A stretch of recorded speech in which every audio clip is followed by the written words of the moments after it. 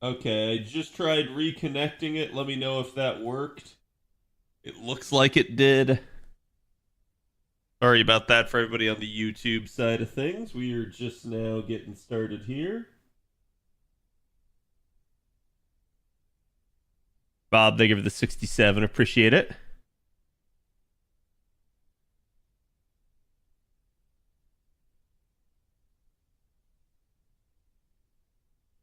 What happened? Just YouTube wasn't connecting for some odd reason. I think it's order of operations issue, aka an issue with me. But that is kind of the issue I have with it.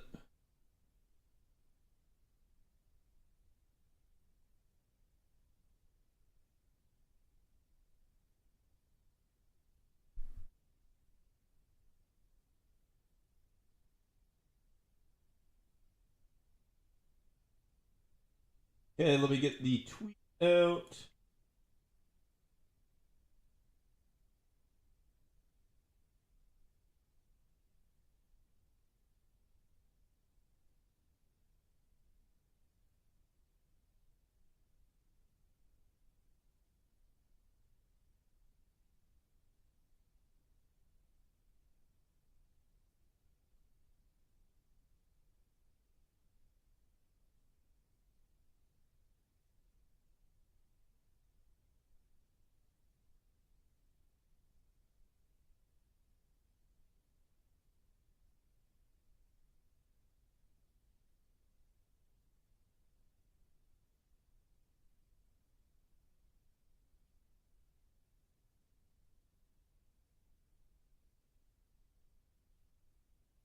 Okay, the tweet is live. Do me the favor, go give that some love. That is also working. That is also working. New graphics card? Yeah, hold on. Let me go grab it. Torak, thank you for the 54. Appreciate it.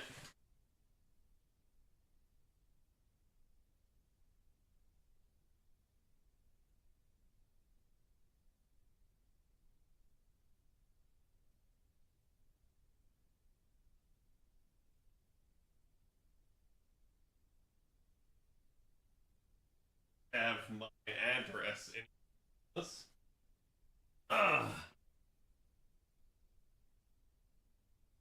Okay.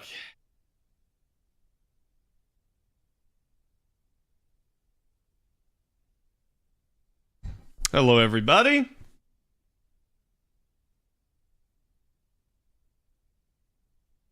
So,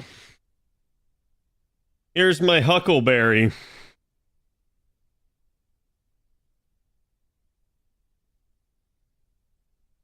There you go. Sorry.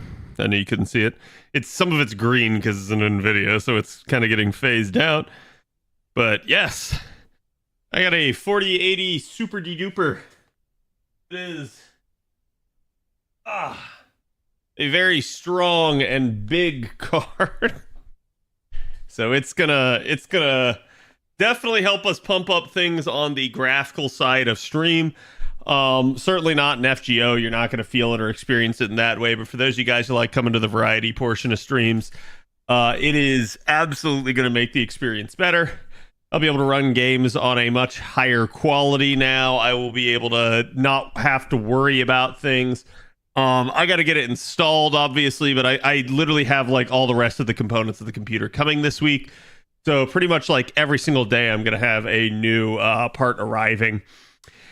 And at that point, my goal is going to be to try to see if I can build it this weekend, but we'll see. Obviously, there's going to be some stuff kind of going on. We're in the holiday season, and I fully expect JP to both go ham and NA to both go ham here soon.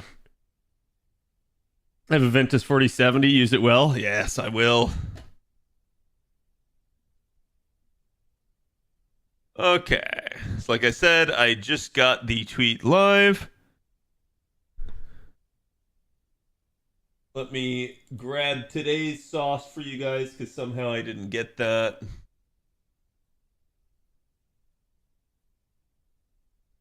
One day left of the JP event. Yeah, I've just like it's both simultaneously the fact that I didn't roll and I have like wasted some AP on JP unfortunately. Not a whole lot, but like some at least. There's today's artwork chat.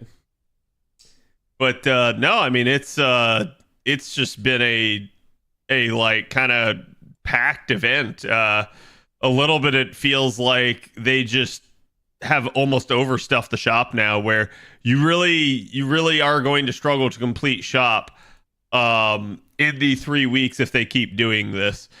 It, like I'm gonna say this, you probably will complete it to the extent that you want, but it's going to be a case of you're going to be like to the wire every time, and you need to not waste AP if you want to do that and get all of your storm pods done. So that's kind of my issue with this whole like update here. I think it's better to have than to not have, in the sense that like at least we're getting more resources out of it. So I think that's the like objective way to look at it. It's like it's nice for the player, but it does force the player to play more and basically to, you know, keep doing the entire duration of the event. Let's give them feather things for now. I don't need them. They are definitely the last thing on my list that I'm going to be collecting, so we'll see. I haven't actually checked how close I am to completion of the shop. I definitely am like close to capping out here on NA, so that's the thing. Basically, we're going to be spending AP down. We're going to be talking some JP stuff. I'm going to be finishing the JP event as best I can. If I need to pop apples, I will. And then we'll see, right? Like, I basically need to do the Santa Carna video. I have not gotten you the Carnamas or the name begins with a V that I'm now just thinking of Ventus. Vitra. The Vitra video, yeah. Both of which are recorded. So at that point, I got to get those out this week, because I'm assuming we probably won't have that event this week on NA. I got to look at the timing of that, actually. Let me double check.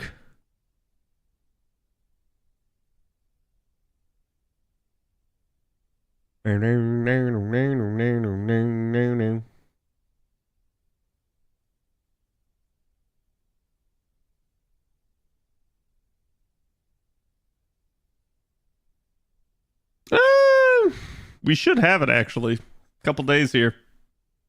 So probably by Friday we'll have the event, if I had to guess.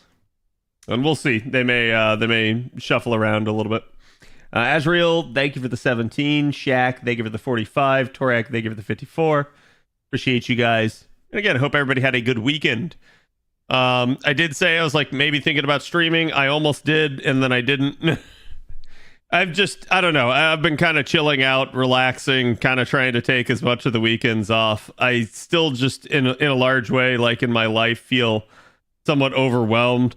I need to get better about that. I need to like try to right the ship some and get some stuff under control, but it just is what it is.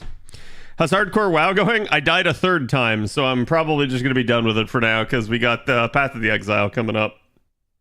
I was just like, well, it is what it is. I have no doubt that I could complete that challenge. The problem that keeps happening to me is if I have even a momentary lapse of attention at the wrong moment, it just gets me killed. And I'm just like,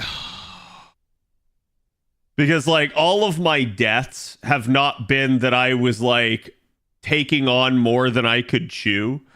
All of my deaths have been the case of like, oh yeah, like, so the first death, I literally called that this would happen. I stepped on the elevator. Right as the elevator went down, it shot downward.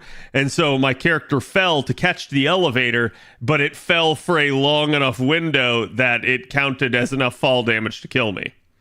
That's how I lost the first one. The second one got all the way to level 23 on the Alliance side, and only died when I got jebaited by the map into thinking that there was a quest my level in an area that I could get to, and I had to run through this valley to get to it. I ran through the valley. The valley was full of raptors that were 2 levels higher than me, and when I got to the end place that the quest was, it was not there. It must have been underground or something like that. And so I ended up just in a high-level area surrounded by 8 raptors and got brutally murdered. And then the third death was I was talking to people in Discord. It was pretty late at night. I was at like level 15 or 16, I don't remember, in the Barrens, and I managed to essentially just get like chased down to like 30% health and then like chased into even more enemies and brutally murdered there. So it was just like one of the deals where it's like I basically just got completely fucked with pathing and like the way the enemies worked in that scenario. And I literally said it, like I called it like 30 seconds before I even died. I was like, I'm probably dead from this. Through the Valley of the Shadow of Death. Yeah, it feels kind of bad. YouTube stream is skipping frames. That's been an issue. I'm still not really sure why. When I look at it, it tells me it's not receiving enough video to maintain smooth streaming.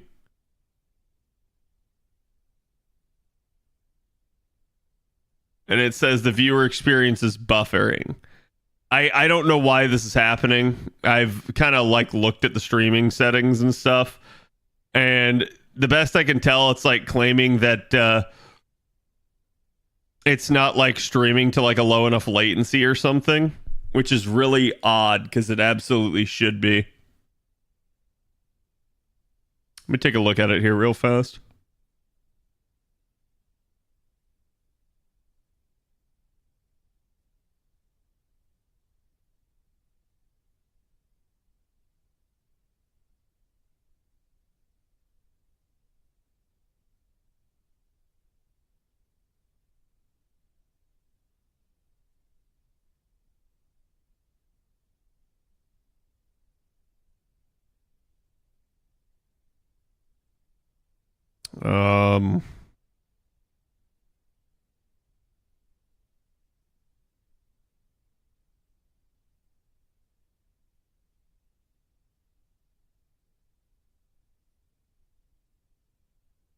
I'm not seeing anything under that end settings.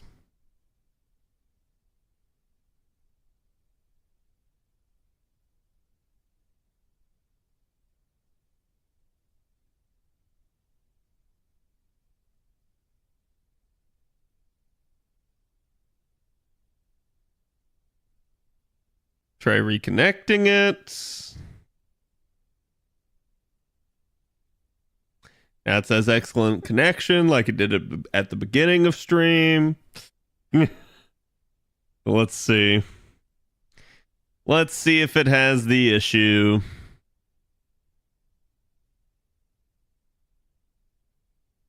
Like, it's just kind of wild if that's the case. It happens sometimes with the Twitch Invest servers, so it may be the same thing that's kind of happening here, where it's just a bad pull on the YouTube side of things. But like, God, it's annoying. And you know, on Twitch's case, it lets us actually like change it. So if it doesn't let us change it on the YouTube side, that's going to be a problem. So, but YouTube people, better, worse? Looked like that fixed it. Okay.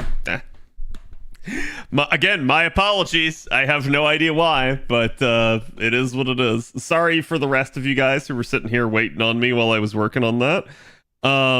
This is just kind of one of those things where, like I said, it's been popping up week after week, and I've never really been sure why, because it's only certain streams for YouTube. So I guess if I see that, I gotta like reboot the stream, which is stupid. I really shouldn't have to do that. Thankfully, it does look like YouTube at least has some sort of like kind of down maintenance thing where like if I go down and I pull it back up very quickly, it'll just kind of continue on where it left off, which is surprising because I was worried I was going to have to totally generate an entire new stream, which is how YouTube normally works. So at least they have that. I'll give them credit for that. Definitely a nicer thing in that regard.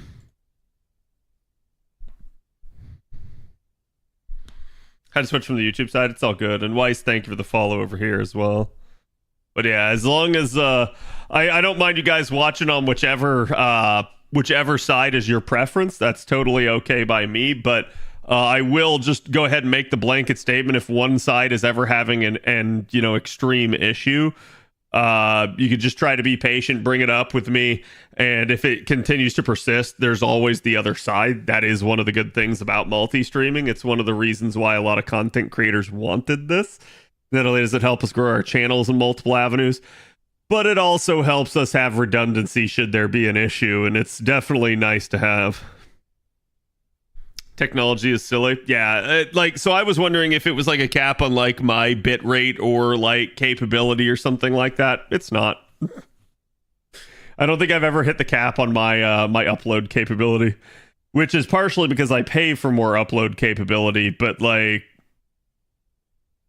I don't know. Sometimes the internet is a fickle mistress. Sometimes websites are also. So it just really depends on kind of what's going on. Do we have an idea when Carnimus Rerun will come to an A? Probably Friday at the earliest. Could be later, depending on if they want to go back towards JP's schedule. We know for a fact that like Lost Belt 7 is going to come out on a very specific day, but technically Carnimus it still has like 2 days of float because like we're about 2 days ahead of where JP was. So we'll see. Like basically we are 2 days ahead right now, so that would make it I think what Friday at the earliest would be the 5th, whereas it came out on the 7th on JP. So if they want to go the 7th, that'll just make it Sunday instead for us. It doesn't really matter. It's, you know, whenever they want to do it. It's a limited event anyways, so I think January is dead entirely on an A like JP. We'll see. I want to say yes, because even if they try to accelerate it some, I don't think they can really like squeeze something else into January. I mean, like, it depends on what they want to do. I'm not going to say they couldn't throw us a curveball, but I do think it'll probably happen the same way JP had it. I think at the end of the day, like, whether or not they intended for the delays and stuff on JP to happen, I think they'll probably keep NA on the same structure as JP had. If they try to squish it some to bring like part 2 a couple of days early, I think that's possible, but I don't think it really matters.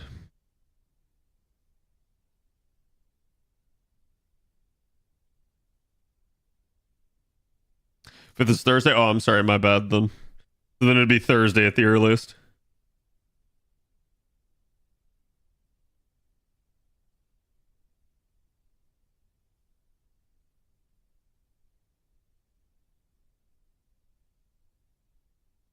Okay.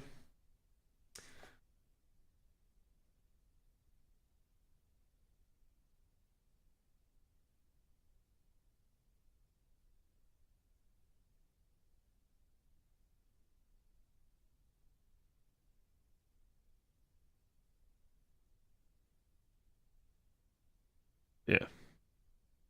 Korea almost had 3 weeks between part 1 and part 2 now. Well, on JP, it was 5 weeks. I think NA will also get the 3-week window.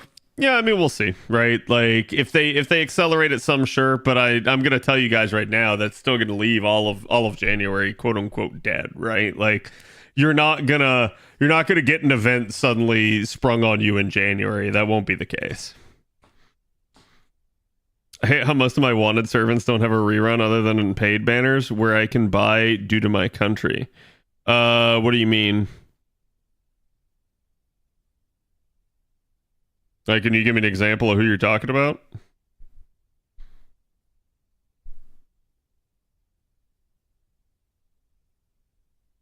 Mid-January for part 2 and then early February for V-Day instead of mid-February. Yeah, I think that's like the best case scenario is like them accelerating it some, and that's all you get. Like, because again, they still have some stuff to run in between that point, particularly like the whatchamacallit, the Nito Altar banner and stuff like that. So a la GSSR, yeah.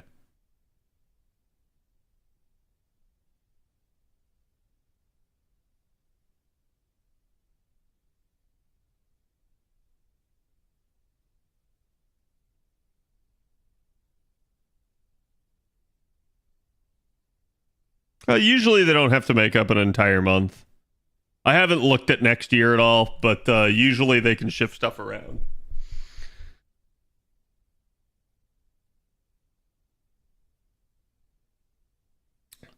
Like, go get an altar or Ruler Scotty All Lucky Bags or Annie 8 Destiny Order, and I rerun between 2 summer reruns. Wait, huh?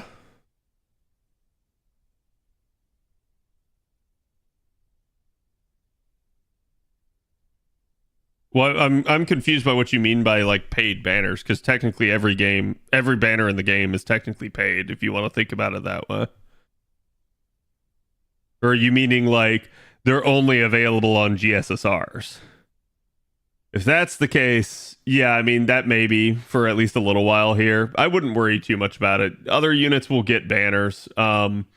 We've kind of just seen this be the case. They very much are trying to like make sure that every single person gets rerun banners and stuff like that.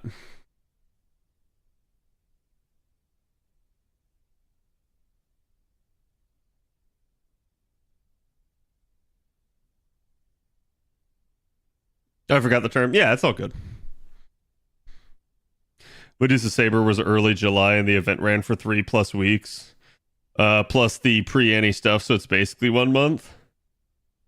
Pre-Annie stuff can overlap, and I mean, you can shift, so it really just depends. I will say, like, Medusa absolutely must come before, right? Like, that is something that is definitely the case.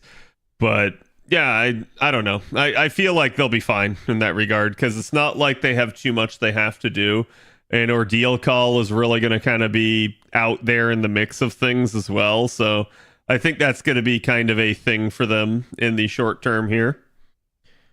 As we start transitioning into LB7 and kind of moving on from that, they're going to kind of just start rapid firing stuff at us. And if you remember, this was a period of time that they actually had quite a bit of quote unquote dead time, as people like to call it. It was just mostly a lot of like campaign time. So assuming that they're willing to like do overlaps and stuff, I don't think it's going to be that bad.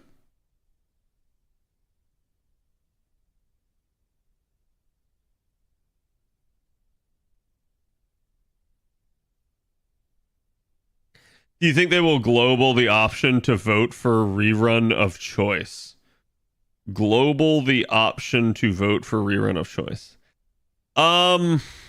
Maybe. That's a difficult one, because in theory, like, all right, so let me ask you guys this. I'm gonna pull chat, because and this is gonna kind of, I think, at least display my point.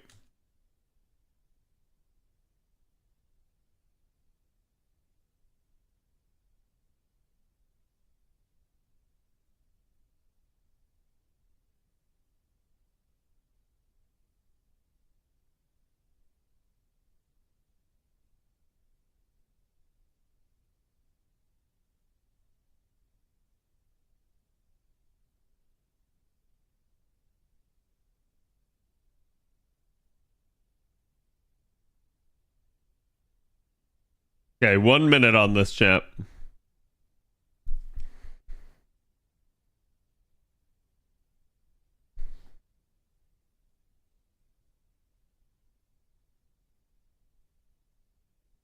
The illusion of choice? Yeah. Like, so, and the reason that I asked you guys this question is because I feel like while some people would want new, there is at least a significant portion of the population that would just prefer to strictly go with whatever the heck JP had. And the reason for that is going to be the expectation of getting said banners, right? So, for instance, now, because Draco got a banner during that rerun for her event, Draco has not had another banner since then. Whereas if Draco had not had another banner at that rerun, Draco might have gotten a banner on her own. So don't get me wrong, they obviously could change this on NA or something like that, but do I think that they would? I'm not sure you really want to leave it up to them, right? Because if you don't then take the same rerun that JP had, what's to stop them from just not giving you another Draco banner? So it's like they very well might if they're kind and benevolent, but I'm not sure you want to leave that up to chance, right?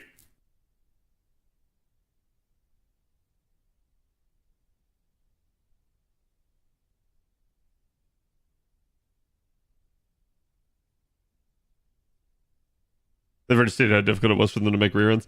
Yeah, I do believe on that point they're just not going to.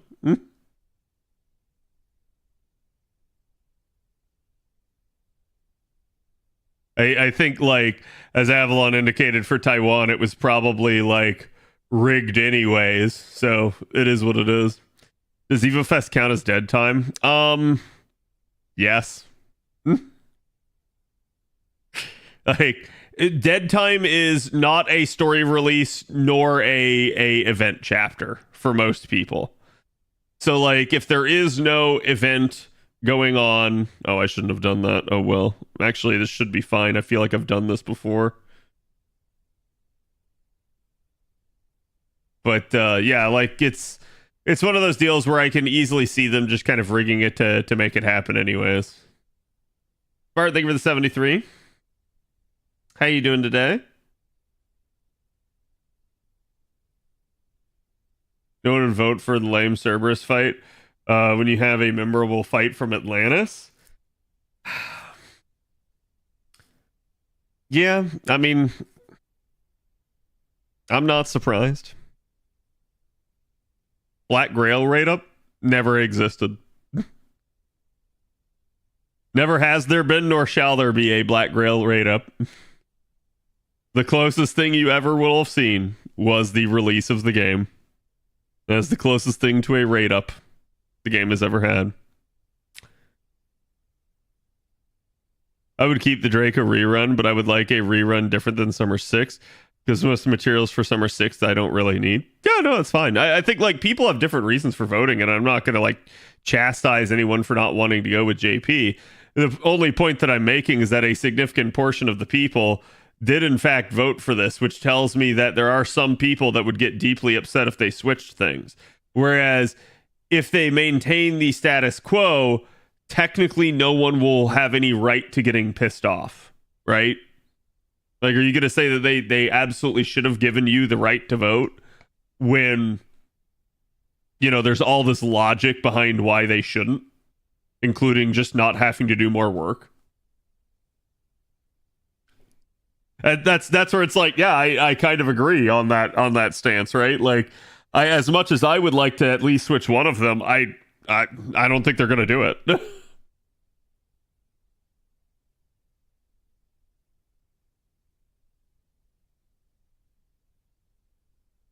Was it on rate up for Kentucky's first? No, it has never been on rate up. It has appeared in the background of some of the images for the banners, but it has never actually been on rate up. We'll see how China handles the voting thing. Yeah. I mean, it's still a long way away, too, so it's not like we can't afford to sit back and wait and see. I in general assume that a lot of what happens is they just take, like, pre-existing code and then say, all right, cool, let's just take this code and basically just port it over to the other servers. So it's like, here's NA, here's China, here's Taiwan, right? Like, and they just basically just do hand-me-downs to each of the servers. And at that point, while I do think they do those deliverables, I do think that there's differing levels of, like, who's responsible for what. I think the NA side of things, from everything we know, is largely handled by JP, whereas I think the Korean and Chinese servers have a little bit more autonomy compared to our server. So, why can't I do the 90 plus on JP? I can't find it. It's probably, I think the 90 plus was in the basement. and the plus plus is on like floor 6.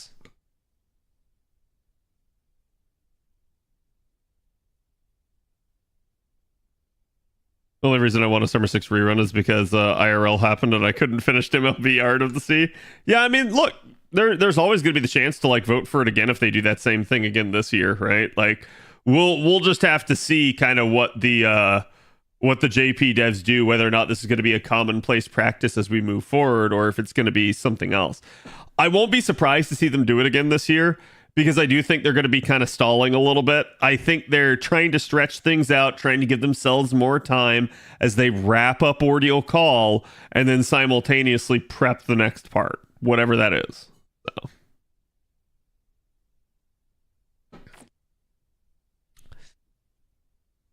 Korea, for instance, has their monthly Q&A where they reportedly mention they take the code and run with it. Yeah.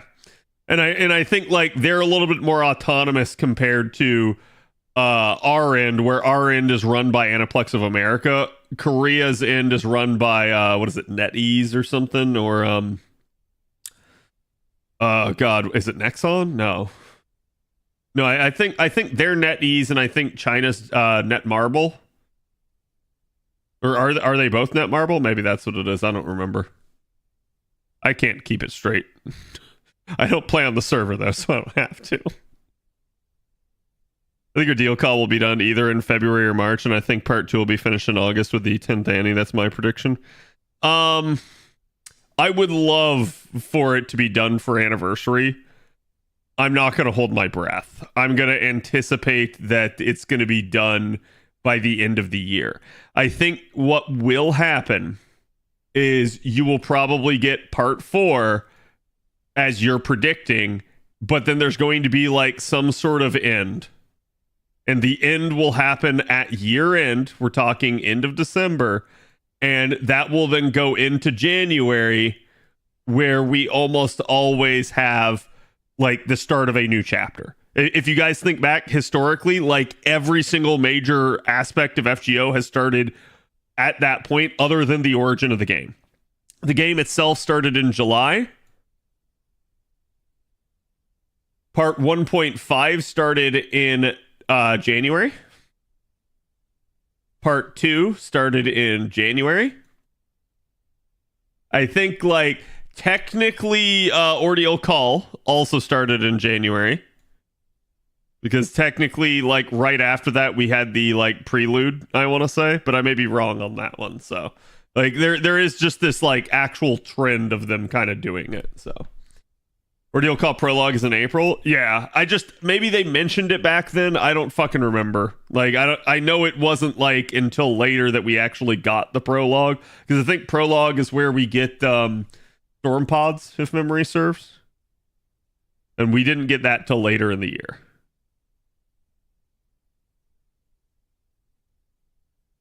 We got the Ordeal Call trailer around January. Okay, yeah.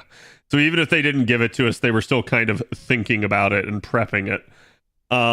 We'll see though, right? Like that's my anticipation due to their like pattern that they've kind of shown over the years. I expect that's how it'll go, is you'll get like, again, the part 4 at some point in the year, probably, you know, a little bit prior to or around anniversary. And then you get the actual end at the end. Like I get the feeling we're going to finish part 4 and that will not be the end, chat, if that makes any sense.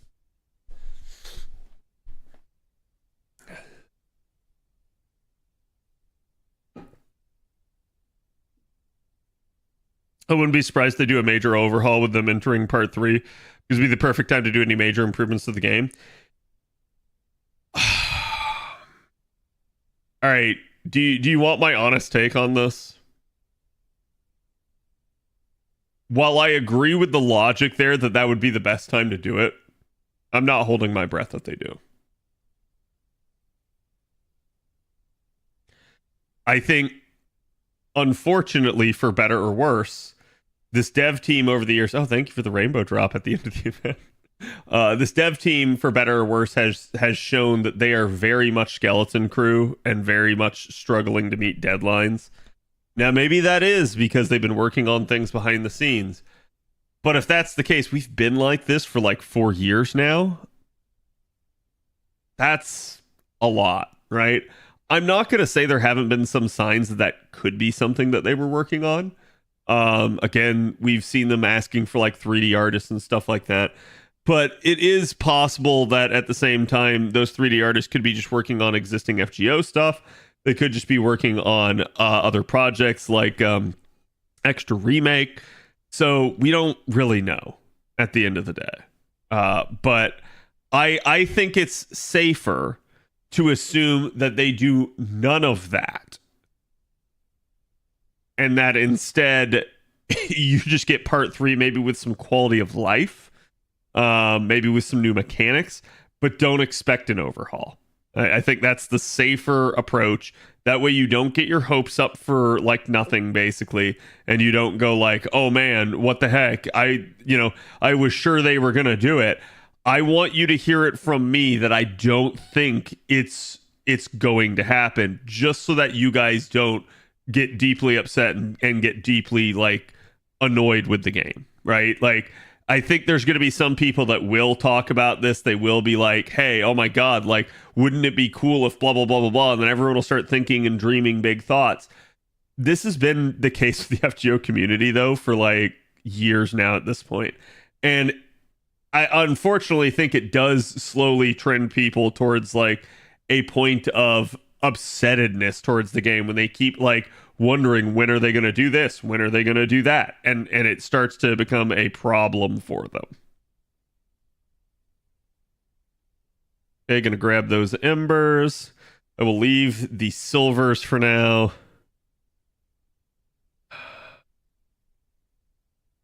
Okay, we're doing okay there. We're probably done with this. Yep. I'm overkilling my golds. I'm way overkilling my golds. I need bronze and silver now again. So it probably means I need to start filtering for bronze then.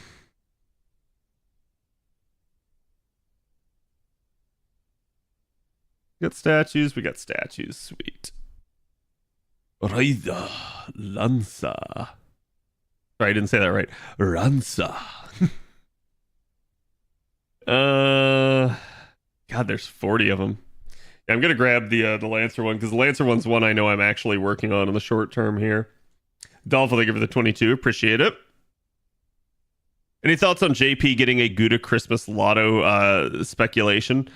I think JP will very likely get a Lotto, but that's just due to, patterns.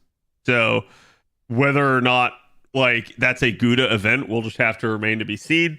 I think people will probably freak out a little bit if there is no Gouda this year. But that being said, there's nothing to stop them from just kind of jumping a little bit and throwing Gouda in the spring next year. Would that technically be more than a year without a Gouda? Yes, but this is something they've kind of done before. So I'm not going to be like too upset if they want to like buck Gouda for a year or something like that. I love Gouda. Don't get me wrong. I feel like they should do Gouda every single year. But if they buck Gouda a little bit in favor of like meeting whatever scheduling demands they have behind the scenes, then I'm okay with it. I don't think it's the end of the world. I think it'd be fun if they do a Christmas one. I think it would be too. I just like I don't know that we have any sort of like sign actually pointing to it other than the absence of Gouda at this point, right? So it's the only reason why I'm saying that. It's like I hope so. I hope that's a thing, but we'll just have to see.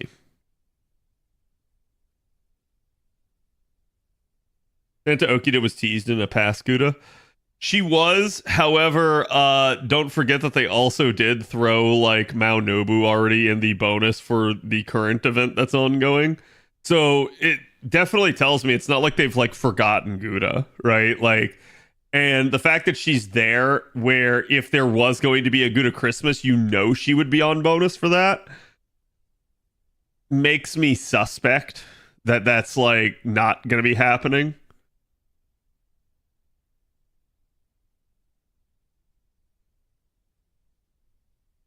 I saw someone buying gems in the shop on the JP event shop.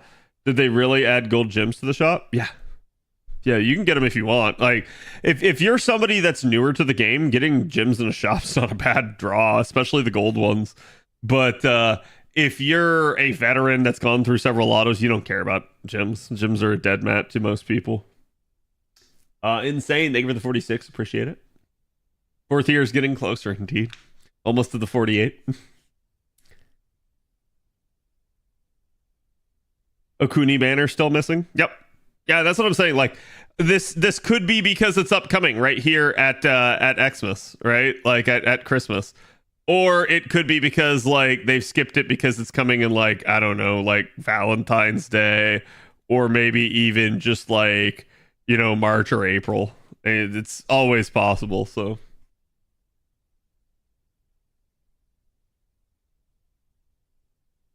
I mean, to me, the upcoming Chaldea boys this next year feels a little bit like a Gouda Gouda. It's not, but it feels a little bit like it in terms of the fact that it's very Japanese oriented and stuff like that. So who knows? Maybe that, gave them an idea to do it again or something like that. So we'll just have to see. A Santa Nemo SNS background people can get would be funny if they just rerun Nemo Moss. If they rerun Nemo Moss, that would be worse than not running any Lotto at all. And here's why. If they run no Lotto, people will be upsetty, but they will forgetty. If they rerun an existing Lotto and make it limited, oh baby, people will get fucking pissed. People will get so pissed because they'll just go, you had the time, why the fuck did you do this? So like, if they don't make it limited, that'd be fine. But if they make it limited, oh man, that's asking for it. That would be a fuck up on their part. Because again, I think like if they do none, people will be slightly angry, but they'll eventually just be like, yeah, whatever. They clearly didn't have the time for some reason. Versus if they actually rerun one and they make it limited, people are gonna go, you could have just made it not limited. What the fuck? So people will be actually upset. And it got the idea in my head. Yeah, it's like that would be. I would hope the devs are not tone deaf enough to do that, right? Like, again, I think the point stands true eternally that as a developer you should play your game, and the more you play your game, the more you realize the needs of the community. If they were to do that, I would accuse them of nobody playing the game. That would be the like accusation I would level at them, is that like clearly none of the developers actually play, or else they would have known how fucking stupid that is. But again, like that's a what if, so hopefully they don't do something like that. I also think people working on the story should play the game. Yeah, I'm gonna be real with you. I don't like the fact that Nasu like necessarily spends all this time playing these other gacha games, supposedly. I don't think he really actually does, but some of those interviews he gave off, I hate to say it, like he did not do himself any favors right there. And it's one of those problems where it's like, I think it's okay to play the competition to understand what they're doing to make your own game better. But man, people are gonna like, really hold him to that if like, again, he's getting the pacing kind of messed up. Like I was talking with Trubs today. He said it took him 5 hours to finish reading the last like, couple parts of the story there. And I'm like, yeah, it's kind of a problem. It's like the story was very chill on the JP event up until the last little bit. And then it was like god awful. And I've said this before, but I'll say it again, that like I wish that they would either get their pacing better so that like the story is more spread out and not like all jammed into one point, or they need to basically jailbreak / unlock the end nodes so that they're not locked behind said story completion. So that way you can complete the story at your own pace, thus solving the pacing issue. But yeah, I feel like that's a huge problem now when they do this because it just incentivizes people to skip story when you put hours and hours of story between them and the node. They just go like, I'm not going to let my AP rot. This is an inefficiency. I'm just going to skip this and I'll come back to it. And then some of them will come back to it. Some of them won't. So we got the one-time silhouette left for the ear, and it looks like servant's funny big shoes. Wait, can you show that to me? Because I know we had the one here, which was the Van Gogh here, but I don't remember who the last one is. That's not around still. Sent in DM, thank you.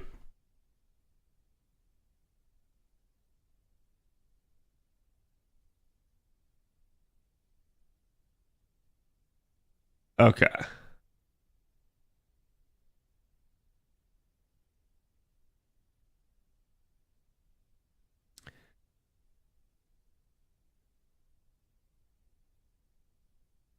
It looks like it's a joint servant if this is the case.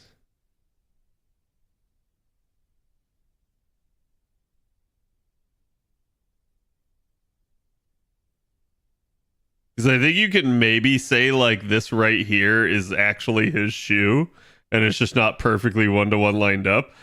But this is clearly here. This is clearly here. And then it still feels to me like you have that and then potentially something right here. So this may be like a pair.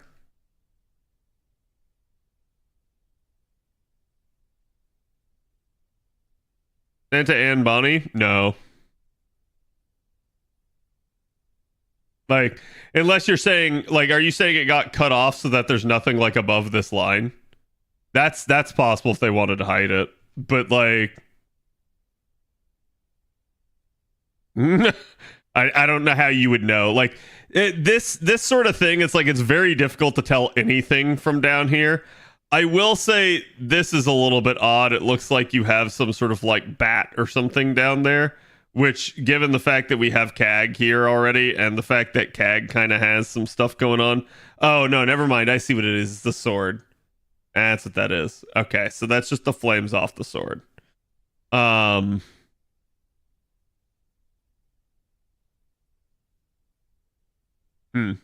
Yeah. I don't know. It's again, like I said, it's very difficult to tell stuff from this. There is clearly somebody else here.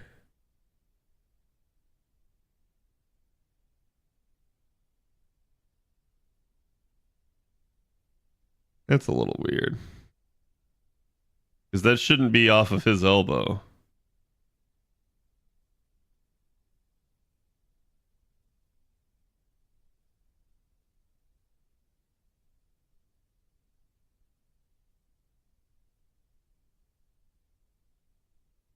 Could it be Khadroth drop? I mean, it might be, but I doubt it.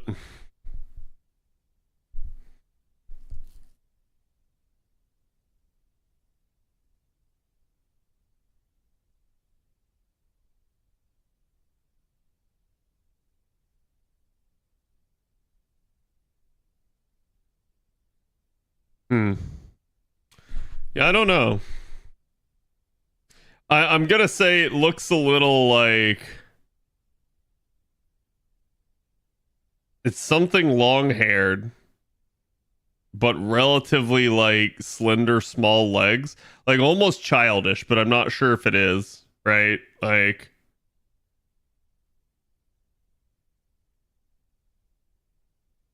maybe it's Violet. No, I mean if that's Violet, it's a very young Violet.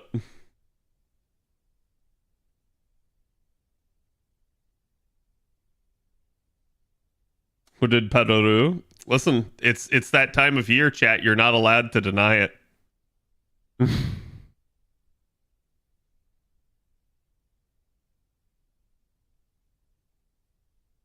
And someone denied it. However, you skipped into another worse one.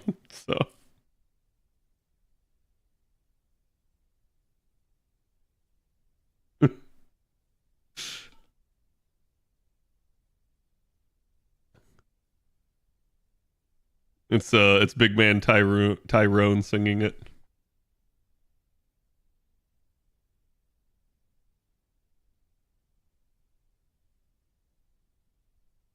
Mm. Always beware the skipping of Padaru. Yep, it's just that's what you're headed for. Just FYI, people know to double layer it. So, but yeah, that's interesting. We'll see, right? Like, it is certainly peculiar. I do find it also kind of weird that if it is somebody with like another like jacket slash raincoat thing, that it's like that's right there. Who knows? Chat. Maybe this is Padaru. Maybe it's Padaru. Have you ever considered that? Maybe this is like foreigner Padaru, and it's like right here. Okay.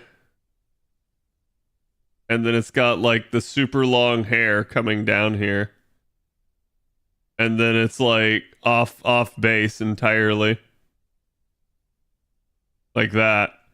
And then like there's like a big old sack back here that you can't see. Santa Liz, let's go. Yes. Mm.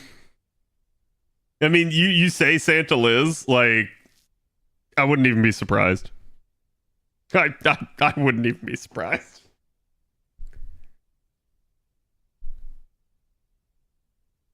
The tail is missing? Well, what if this is the tail? And it's just kind of cleverly kept back there, right?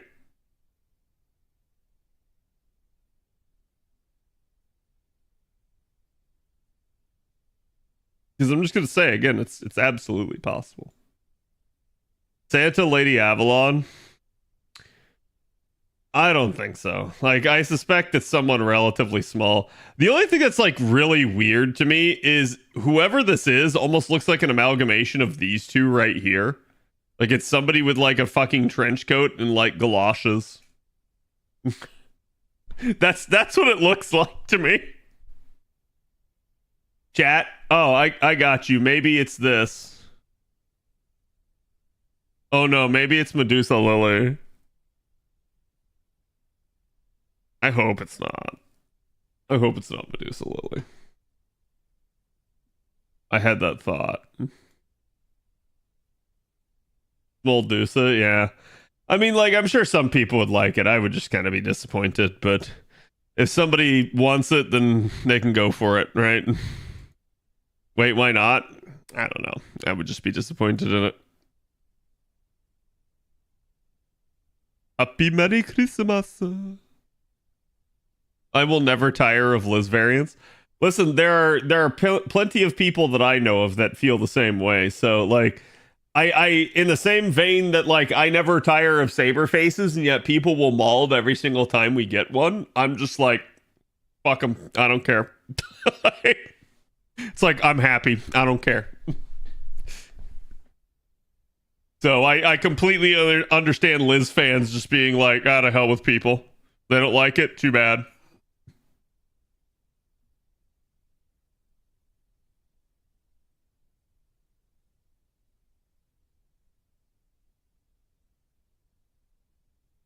Someone highlighted the missing stuff more clearly. Sent it to you. Yeah, like this is kind of like this isn't even like a thing for me, right? Like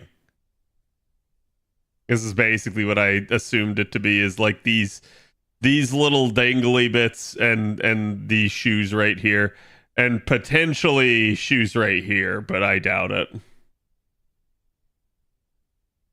The only problem with this is like this, like if you want to say that this is this does not line up with him right now. So it's either like they didn't line it up perfectly or like maybe he's supposed to be bigger, I don't know. But he doesn't line up perfectly if this is all him.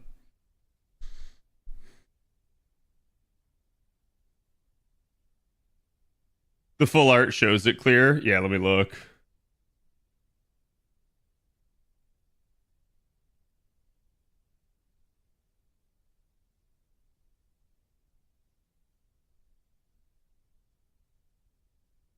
Oh shit, what's his name? I can't remember. Let's just go to Assassin. It's faster. Hassan of the Shining Star or something like that. Oh yeah, I actually got it right. I didn't think that would be it, so I didn't bother typing it in. Yeah, okay. So you can see. So it does. It does kind of like come down here. Like he got that he on them Jordans. But like it is a very weird angle. Uh and then the feet for people that like the sniffer. Got the big shoes? Yep. It's just, clearly he wants to rock them Jordans, them J's.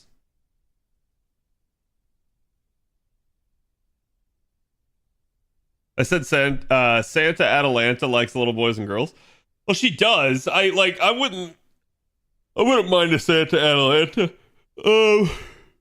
My only issue is like, what is it that they're actually going to do for that, and like, does that hairstyle fit? Like, for me, those images all seem to indicate that the person is someone relatively small.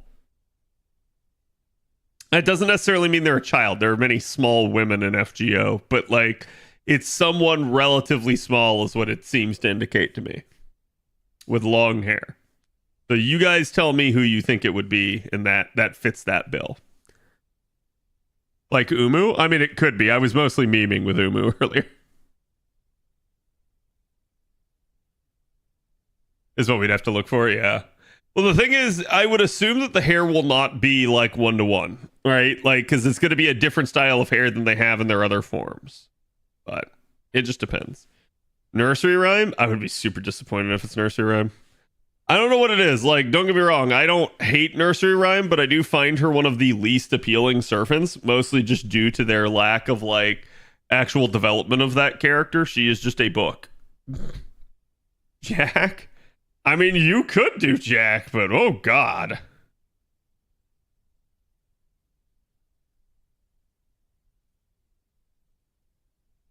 Millicent? Yeah, I'm gonna say it's not Mel, but maybe, right? If it's Santa Mel, chat, y'all know what the reaction to that's gonna be. You're gonna have half the fan base going, "Oh my god, it's great," and then you're gonna have the other half the fan base going like, "Ah, LB6 again, huh?" So it is what it is. I would just, at this point, I think I would find it hilarious in a morbid sense, right? So chat, as you guys know, we had the interlude campaign. The final interlude was for Durga. Durga didn't get a upgrade, obviously, because she doesn't need one. This is just more story for her. And I thought that was, good. I like that when a character that seemingly didn't get enough gets more. And I thought that was perfectly fine. Again, we had the summoning campaigns associated with that. And then JP had some new stuff that I don't think fandom has on here yet. Also, does anyone know when the next JP stream is? I think someone in chat said it was like next week sometime.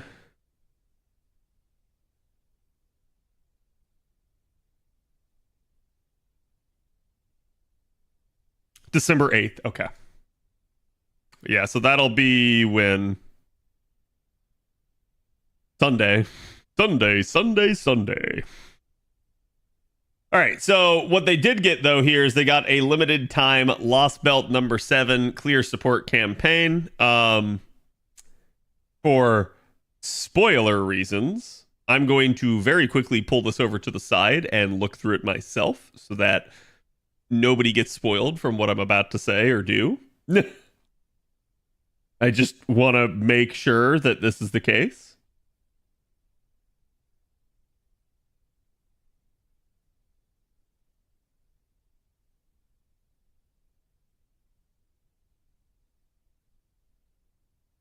Yeah, I should probably not show this.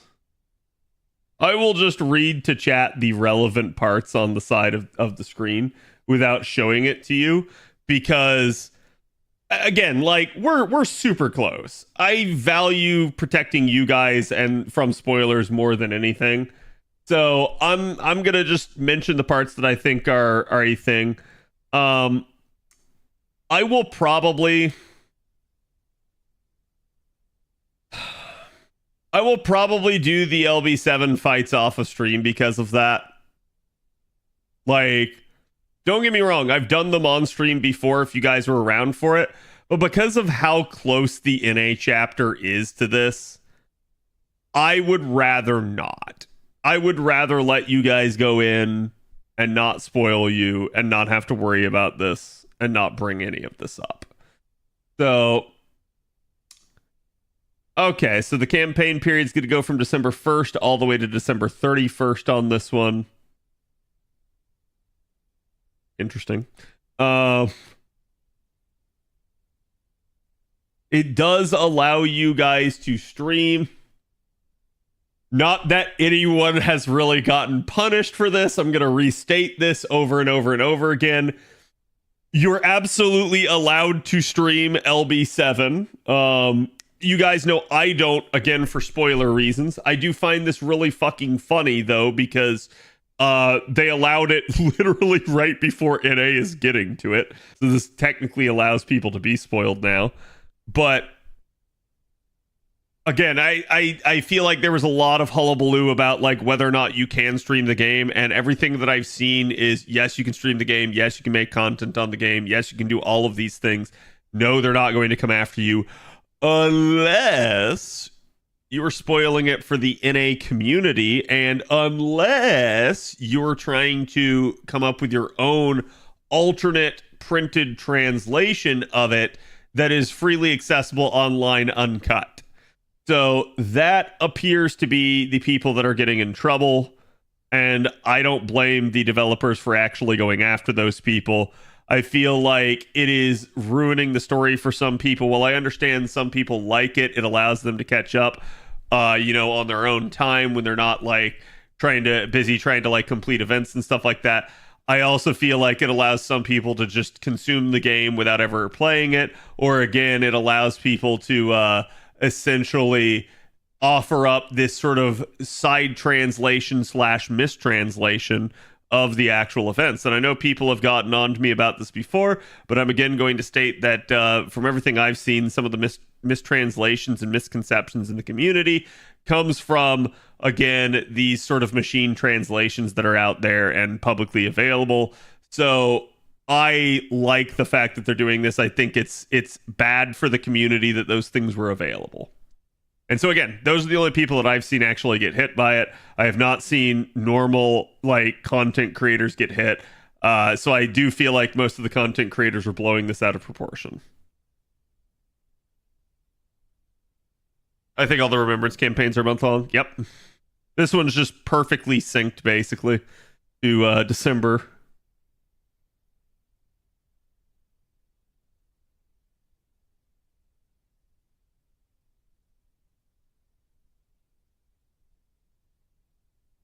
They do talk about lifting in the future. They've kind of been on a trend for this. I know Avalon's talked about it, and I've talked with him about it. It does look like they're kind of on pace to kind of keep lifting them, and it gives us a rough time and estimate for essentially when they'll release probably Ordeal Call 4.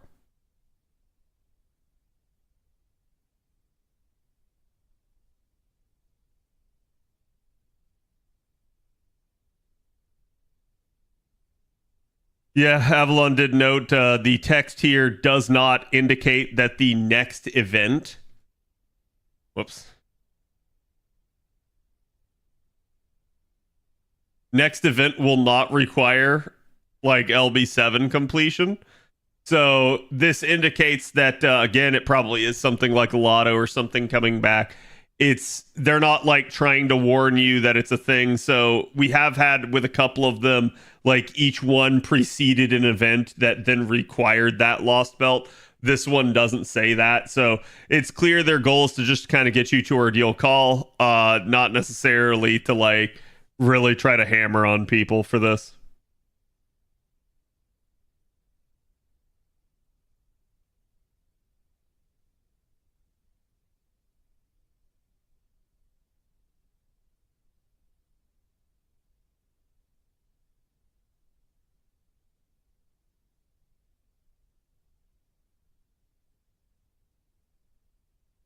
Main quest of LB7 now consumes 0 AP for a limited time.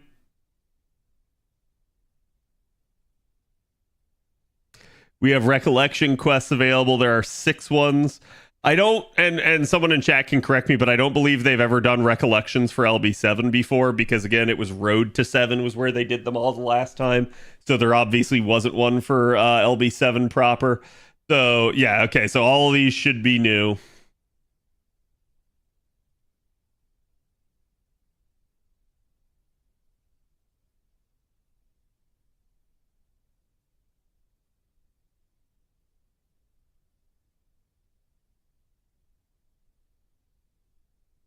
We get, mana prisms and golden apples from completing the recollections.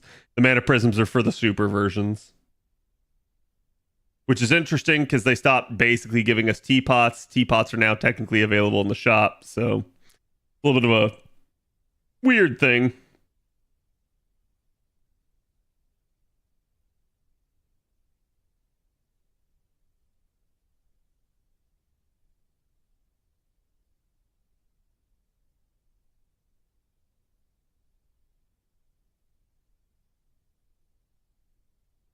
Yeah, they bumped up the amount of FP you received if you or your one of your supports gets used.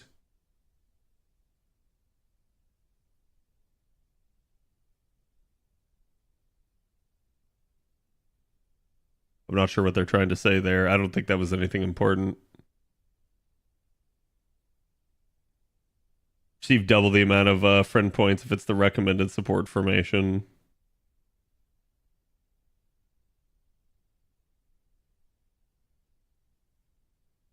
They added tips to certain quests in LB7. So just that kind of like hints button that'll sometimes pop up on like CQs and advanced quests and stuff like that. They apparently also did it for some of the main quests for the prologue for part 2 and Lost Belt number 1. Kind of interesting that it's just Lost Belt number 1, but I guess they're just kind of going back and adding this over time. I suspect this is their effort to try and make it easier for people to clear. There's limited missions, which if you've done LB7, it should all be done and complete. But that gets you a rare prism, a crystallized lore, some gold foes, some experience.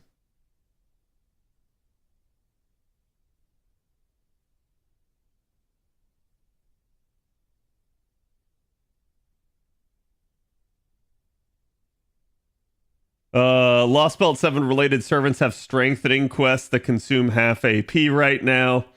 This is really kind of funny because there's obviously not very many. It's basically none of the newer servants that were released. It's other units that were involved with LB7 that were pre-existing LB7.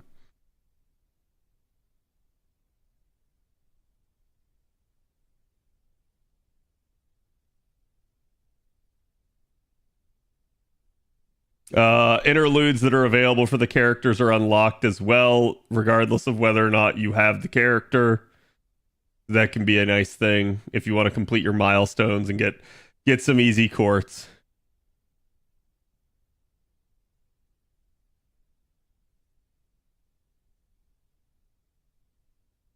Double the experiences gained when strengthening Lost Belt number 7 related servants. In addition, the rate of great and super success in the strengthening is also doubled. Now, this list does include all LB7 related ones, so unlike the strengthenings where it was just older units that had it, this is now every LB7 related unit. This is interesting because it would make it technically a good time to like 120 the unit if you wanted.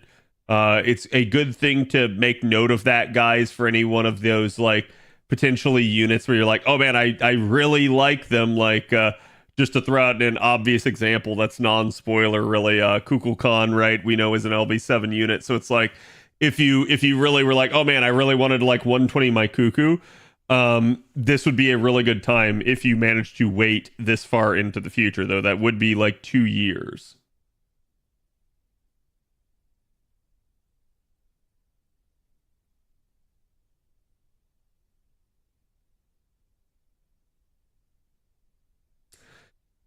Um, they added some items permanently to the Da Vinci Exchange. The craft essences in particular that were old, like Mana Prism CEs that you could buy, are now permanently added. It's Chaldea Man and President Ocean. They've also added back Innovator Ear, the command code for that. That's the one that gives 10% special attack effect to, I believe it's man trait. It says human, but I think it's man trait. It may be human, though, given who it is.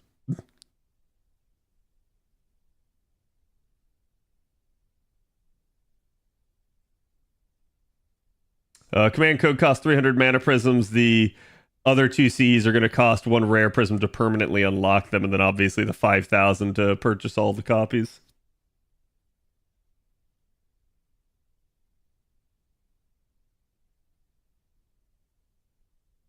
They brought back blue stones for this campaign.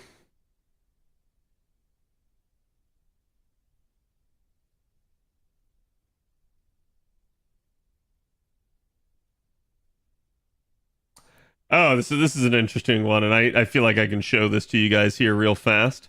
But basically, they made it so that whenever on a main quest this golden text appears right here, this means that you can, if you lose or withdraw from the battle, not consume AP. So this is just their way of trying to make the game kinder if you're in a like rough battle or something like this. I actually really like this. This has been one of my complaints, that like you can go through several fights. There'll be like 5 AP throwaway fights that you literally can't lose. And then there will be a like 23 AP boss battle that you are going to die to over and over and over again. I mean, again, if you're a good player, then no, you don't. But like, you know, players will potentially struggle with that fight. And then that is technically going to be a lot of like AP wasted to get through, to sit there, and they're almost punished for trying. I've said it for years. They have this backwards. The guaranteed win fight should be the 23 AP one. The boss fight should be the 5 AP one that you can spam.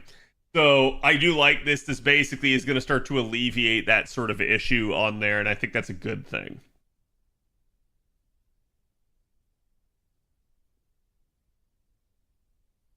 This is not for every quest. They say some special main quests are excluded.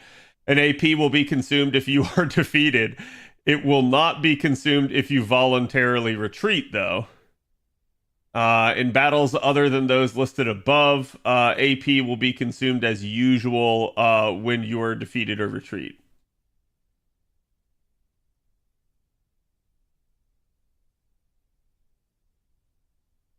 And then there is literally a pickup summon for pretty much all of the LB7 units on JP, which I am not going to show. You guys will hear about them upcoming anyways. I probably need to start making some videos on them, but like, it's one of those things where I would prefer you guys to kind of have, you know, a relatively spoiler-free experience on it. So could have used that for Fluffy. Yeah, you're not wrong, right?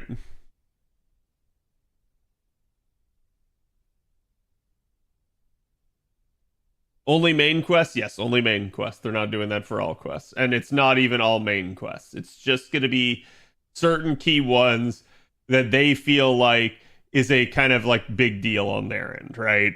Um, and that's again like I'm okay with that. I'm okay with that, with them leaving that up to them, because I feel like they're going to use good judgment as to like where the problems exist. For instance, They very likely have data behind the scenes telling them what fight is getting wiped on over and over again, like Fluffy, and they very likely are just going to go and like put it on that one because they know that that's going to be the problem, and that's why they want to like get people through. So they want you to have your AP not be an excuse for why you don't do it. They want you to be like, all right, look, it doesn't even cost you anything. Just keep throwing yourself into this over and over and over again. If you win, you win. If you don't, you don't.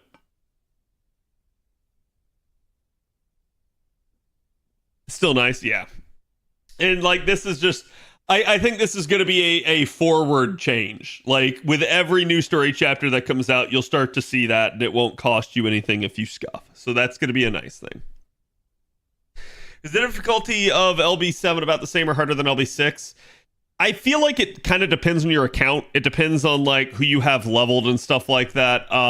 Particularly one of the big things, and I do agree with Trubs on this, you probably want to have yourself a very nice single target Avenger or potentially some sort of like Berserker. That can really help get you out of a jam if you have one of those. Some nice casters aren't going to be too bad of a problem either. Potentially a good archer. Good writers. Yeah, one good unit of every class. Particularly single targets. If you have single targets, it's going to help you. So, like, I don't want to get too deep into it again for spoiler reasons, but this is just a thing. So just consider this your thing. And I'll probably like, what I probably need to do is I probably need to put out like a quick PSA one of these days kind of talking about that, and I'll sit down with somebody and like figure out what it is exactly I want to say to make it as spoiler free as possible, but also to like warn you, hey, do what you can, this is coming. So the best units are unfortunately AoE. You can make do with AoE. It's just like single target's going to be the preference. So yeah, you don't have to have Grailed units. Grailed units are just going to give you more firepower, basically. So, it is what it is. That was the JP news. Like, they didn't do any more upgrades or anything like that. We'll just have to see, you know, what the future holds on JP. As chat denoted, there is a stream on the 8th. That should be next Sunday. So we'll just have to kind of stay tuned here. NA is expecting at the earliest Carnimus on the 5th, which would be, as chat denoted, Thursday. But potentially it could go all the way to like the 7th, and that would still be even keel with JP. So we are currently 2 days ahead of JP. We don't know where they'll be, but again, it could be anywhere Thursday, Friday, or Saturday.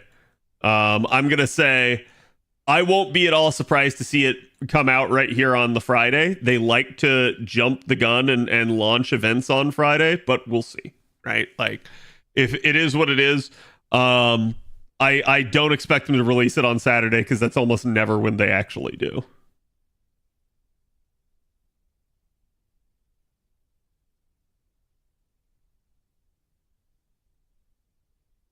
If you need someone to talk about stuff, Gad, we can do that. Yeah. Like, there's definitely some gimmicky fights, and you know, I'm remembering them too, and I'm just like, I don't know how I'm gonna like be able to tell people this without just spilling the beans. Like, there's certain fights where it's like, if you don't know the gimmick, they're hard. The second you know the gimmick, it's easy. So I almost don't want to talk about the gimmicks for some of the fights because I want people to have that challenge if they so choose. If you don't want that challenge, you can always go look up like the fight and figure out what it is. But I don't want to be the person that spoils that for people. So.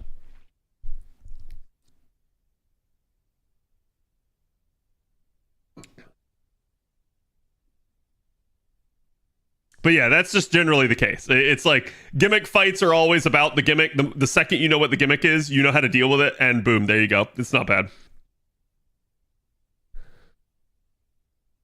Looks at LB3 Li Shu in boss after a bunch of mob enemies. Well, that one's a little bit of a different one. I'd say that one's just legitimately tough because, like, yeah, the gimmick is what? The gimmick is survive.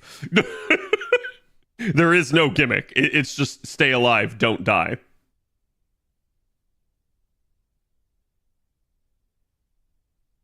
Chad, I put off doing the Carna Santa review for a hot second here. I figure let's go ahead, let's do them. This does mean I have to scroll back and you know, mine and Avalon's DMs to find it, but it's still here. Let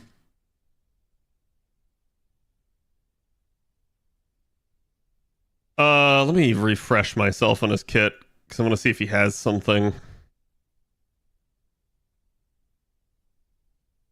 Right. Yeah, he has guts removal, but he doesn't have like invuln pierce, which is a nice thing to have, by the way. Guts removal is relatively rare, and while it is specific, there are very annoying asshole fights that have it. Particularly like some of those super recos I just did earlier on Friday. Did I spell kaleidoscope wrong? I always did. I before E except after C and something something something something I can never fucking remember.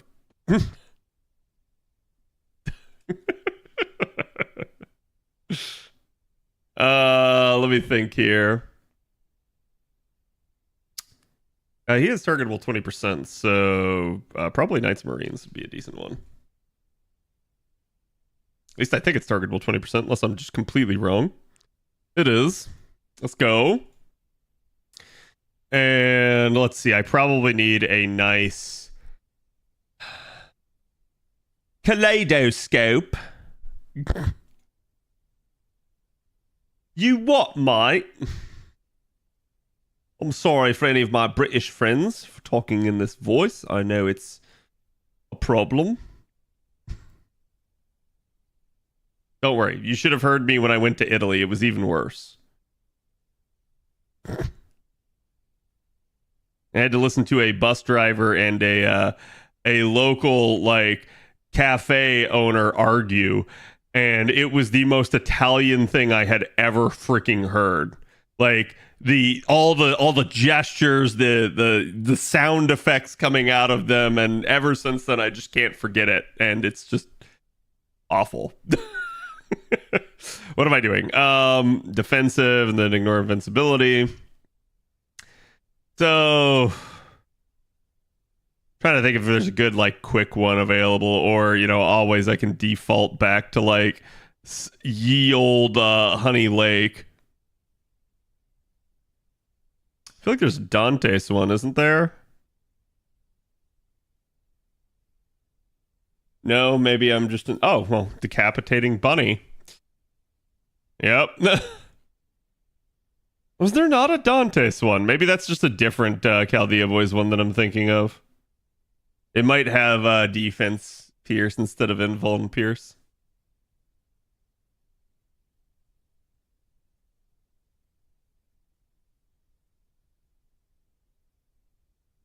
And then traces, I think, is just always going to be a decent recommendation. Also look for BRD. BRD was the first one there. Wait, was BRD like welfare? Correct me if I'm wrong. I don't think it was. Oh wait, why did I click on command code? Got in my brain.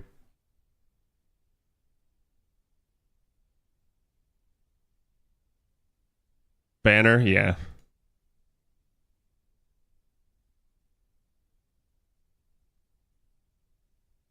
As Chaldea Boys. Maybe I don't think that's what I'm remembering. There's some other Chaldea Boys one with Dantes. There's a lot with Dantes, but like there's one that I feel like has some kind of pierce, but maybe I'm just insane.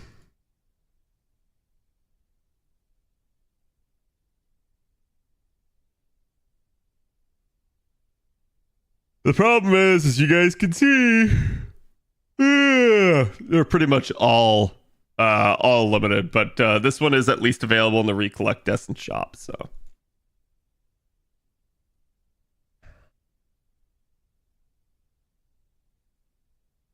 Beardy was a WoW Classic dungeon. Yep.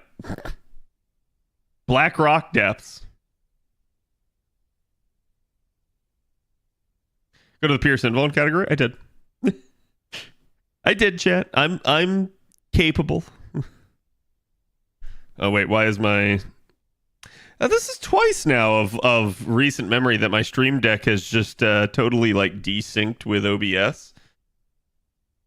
Probably need to check that and make sure that it's actually up to date. Okay, so it's only just like the top left button is like not working.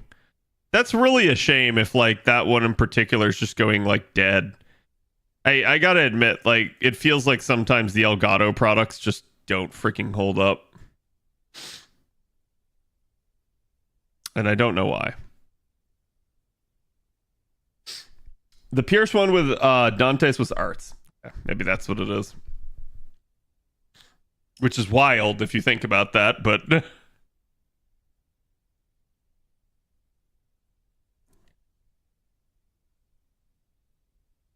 Hey guys, my name's Khadroth, and today we're going to be going over Karna Santa. Now, Karna Santa is going to be the upcoming welfare at the, Karnamas rerun event that's going to be coming up here for NA. It is a limited lotto event. Definitely go check out my video on that if you guys haven't already. But again, I didn't make the video on Karna Santa all the way back when this event first came out. I probably should have, but I kind of realized that, like, a little bit I was busy at the time and kind of had to prioritize things. So now on his rerun, he's coming back, and I feel like we should give everybody a proper, once through of him so that everybody kind of understands why he can be strong, why he's a good unit, and kind of where he can stand out. Now, Karna Santa is, again, a single target quick saber. As a welfare unit, he is somebody that is going to be coming up with the Evocation Festival. If you guys are unsure of what that is, the Evocation Festival is a system by which you can acquire old welfares in the game. That will actually start happening next year on NA as of the recording of this video. So it's something to look forward to. Even if you do miss him, you will have the potential to get him yet again. But it's another reason to kind of put this video out so that there is something out there for people to look at and say like, oh, okay, this is what Cad thinks of them.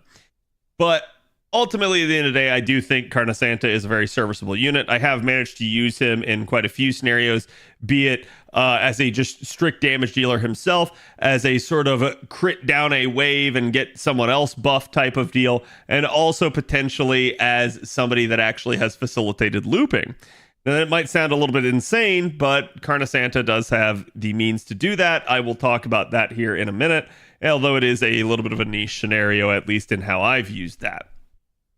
Taking a look at his raw stats here, you guys can see he's over the 9k mark with his raw attack. This is certainly okay. It's definitely in that good range that I like to see for our 4 stars, in that 9k to 10k range.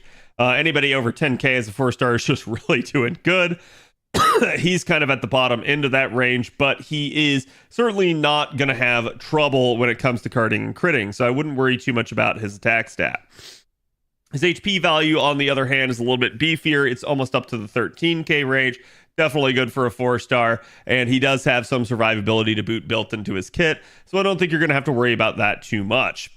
Now, Karna Santa is Sky Attribute. He has 1 less than the average star absorption for Sabers at 99, and he has star generation basically of 10.2, which is actually rather solid.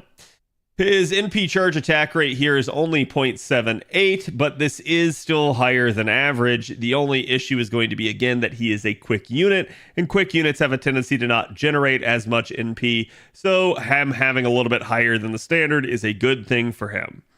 His NP charge defense is 3% there, and his death rate is 31.5, which is a little bit over average, frankly. Now, his alignment is lawful good. He is male gendered, as you can see here. He's got the divine trait, the hominide servant trait, the humanoid trait, the servant trait, the 7-night servant, which is the Draco niche there, and the weak to intimate Elish, which is Gilgamesh's niche. Now, taking a look at his deck, he's got that sort of standard double buster, double quick deck that we like to see with our quick units now. This is really good for a couple of reasons. One, it just allows him to kind of card pretty hard. But two, this is also going to open him up to a lot of crit possibilities no matter which Scotty he's using. He's got the double quick cards there for quick crits with the original Scotty, and he's got the double buster cards there for buster crits with Summer Scotty. So this is going to be really nice for him. We do like to see this nowadays on a lot of our quick units. Unfortunately, the trade-off then is that he basically doesn't have that second darts card. It is what it is. Something kind of has to go in order for that to be the case. Now, his hit counts here are all basically average. The one standout is going to be the quick cards here having one higher than average. Again, he doesn't have really the writing trait, so you're not really going to see anything extra in that regard.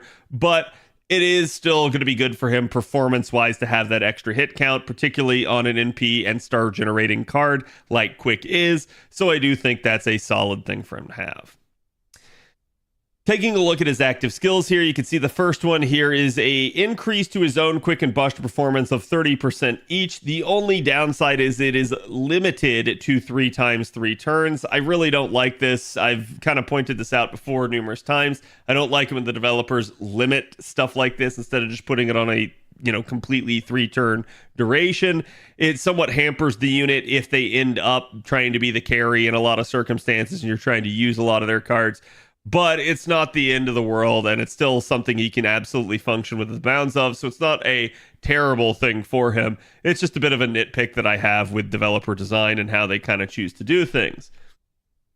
Taking a look here, he also gets the increase to his own critical damage for 3 turns by 50%, so definitely a hefty amount when you start considering just how much stacking crit damage he'll probably have in a Scotty comp.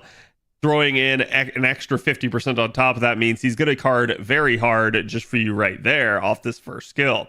The skill is also on a 5-turn cooldown, so it will not take you very long to get back to it, and it does have good uptime as a result. His second skill is going to be some of his survivability here, as he grants himself evasion for 2 attacks, 3 turns. Again, it's not a 3 attacks, 3 turns, but it is certainly better than a 1 attack, 3 turns, so we'll take it. It's also going to increase his own critical star absorption for 1 turn by 500. So again, star absorption not really going to be an issue. It usually isn't for most of our quick units anyways, but just a little icing on the cake there for the extra 500% for the 1 turn that you use this. It's also going to increase the critical damage of his quick cards specifically for 1 turn by 100%. So this starts to get pretty wacky if you kind of look at it. He almost seems to be a unit designed with Summer Scotty in mind, because again, he has the raw 50% crit damage here and then the quick specific crit damage of 100%. So they kind of know, okay, you're probably going to be running him with double Summer Scotty instead. You're not going to have that extra quick crit chance in there. So this is definitely going to be a lot in terms of making his quick cards hit hard, and it will definitely serve him well. But if you do manage to kind of mix in another like normal Scotty in, or maybe just run him with double normal Scotties instead of Summer Scotties, boom, there you go. That's even more crit damage. He's going to be hitting seriously hard with those quick cards and be able to just do a ton of actual crit damage there. All of this on a 6-turn cooldown is pretty good considering the survivability of this skill.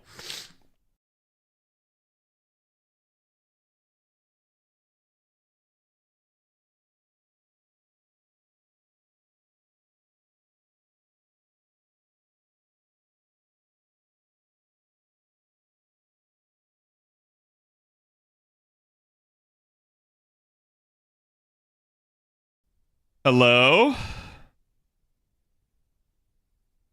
So we just had driver failure. I get to restart this video. Feels good, man. Yeah, give me 1 second. I gotta reactivate that. And of course, it turned everything back on. God, I hate this camera sometimes.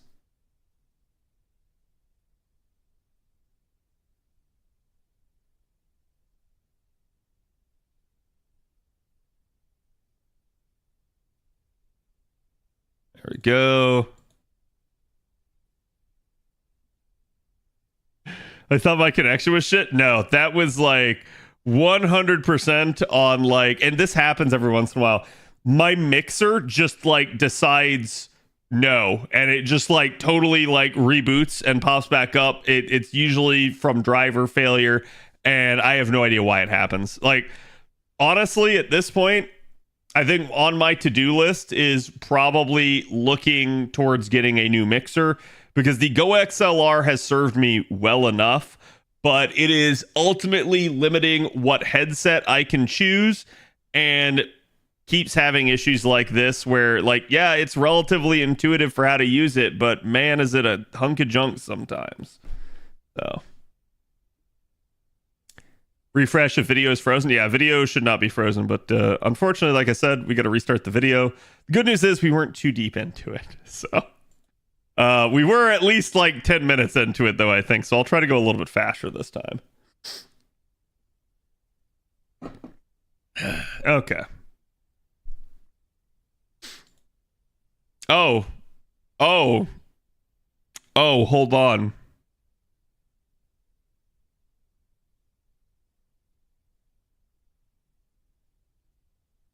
That's locked in there. Bloop. There we go.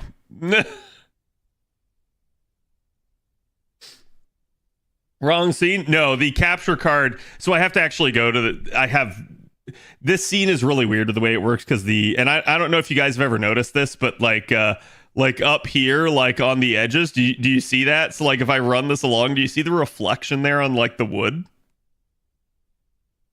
That's like a special effect that we had to work on. And so like you can kind of see like it's a little bit difficult to do. So I have like a kind of like nested capture card in this, so I can't actually touch it from this scene. So I have to go to another scene in order to do that. The glow, yes. Yeah, it's a small thing, but it's there just for some extra quality on it. And it was by far the most annoying aspect of this overlay. It is what it is. A true Santa Carna review with a warm-up routine to start? Yes. Hey guys, my name's Khadroth. We're going to be recording this video for the second time, as I had driver failure the first time I tried to record it. So this is going to be the review of Santa Carna. I did not get to review him in the past when he first came out due to being busy with several other units that were releasing at the time. And so I kind of just triaged it and prioritized other units. But the good news is Santa Carna is going to be the welfare for the upcoming Carnamas event. We can expect that to start probably sometime this week. And again, I think he's going to be a very good unit for a lot of you. The good news is he is a unit that even if you do miss him, he will be coming back as part of the Evocation shop. If you're a new player or you just haven't been paying attention to what JP's been doing, the Evocation Festival shop is going to be a way by which you can acquire old welfare. So he has already been added to that shop, so you know in the future you absolutely will have another opportunity to acquire him.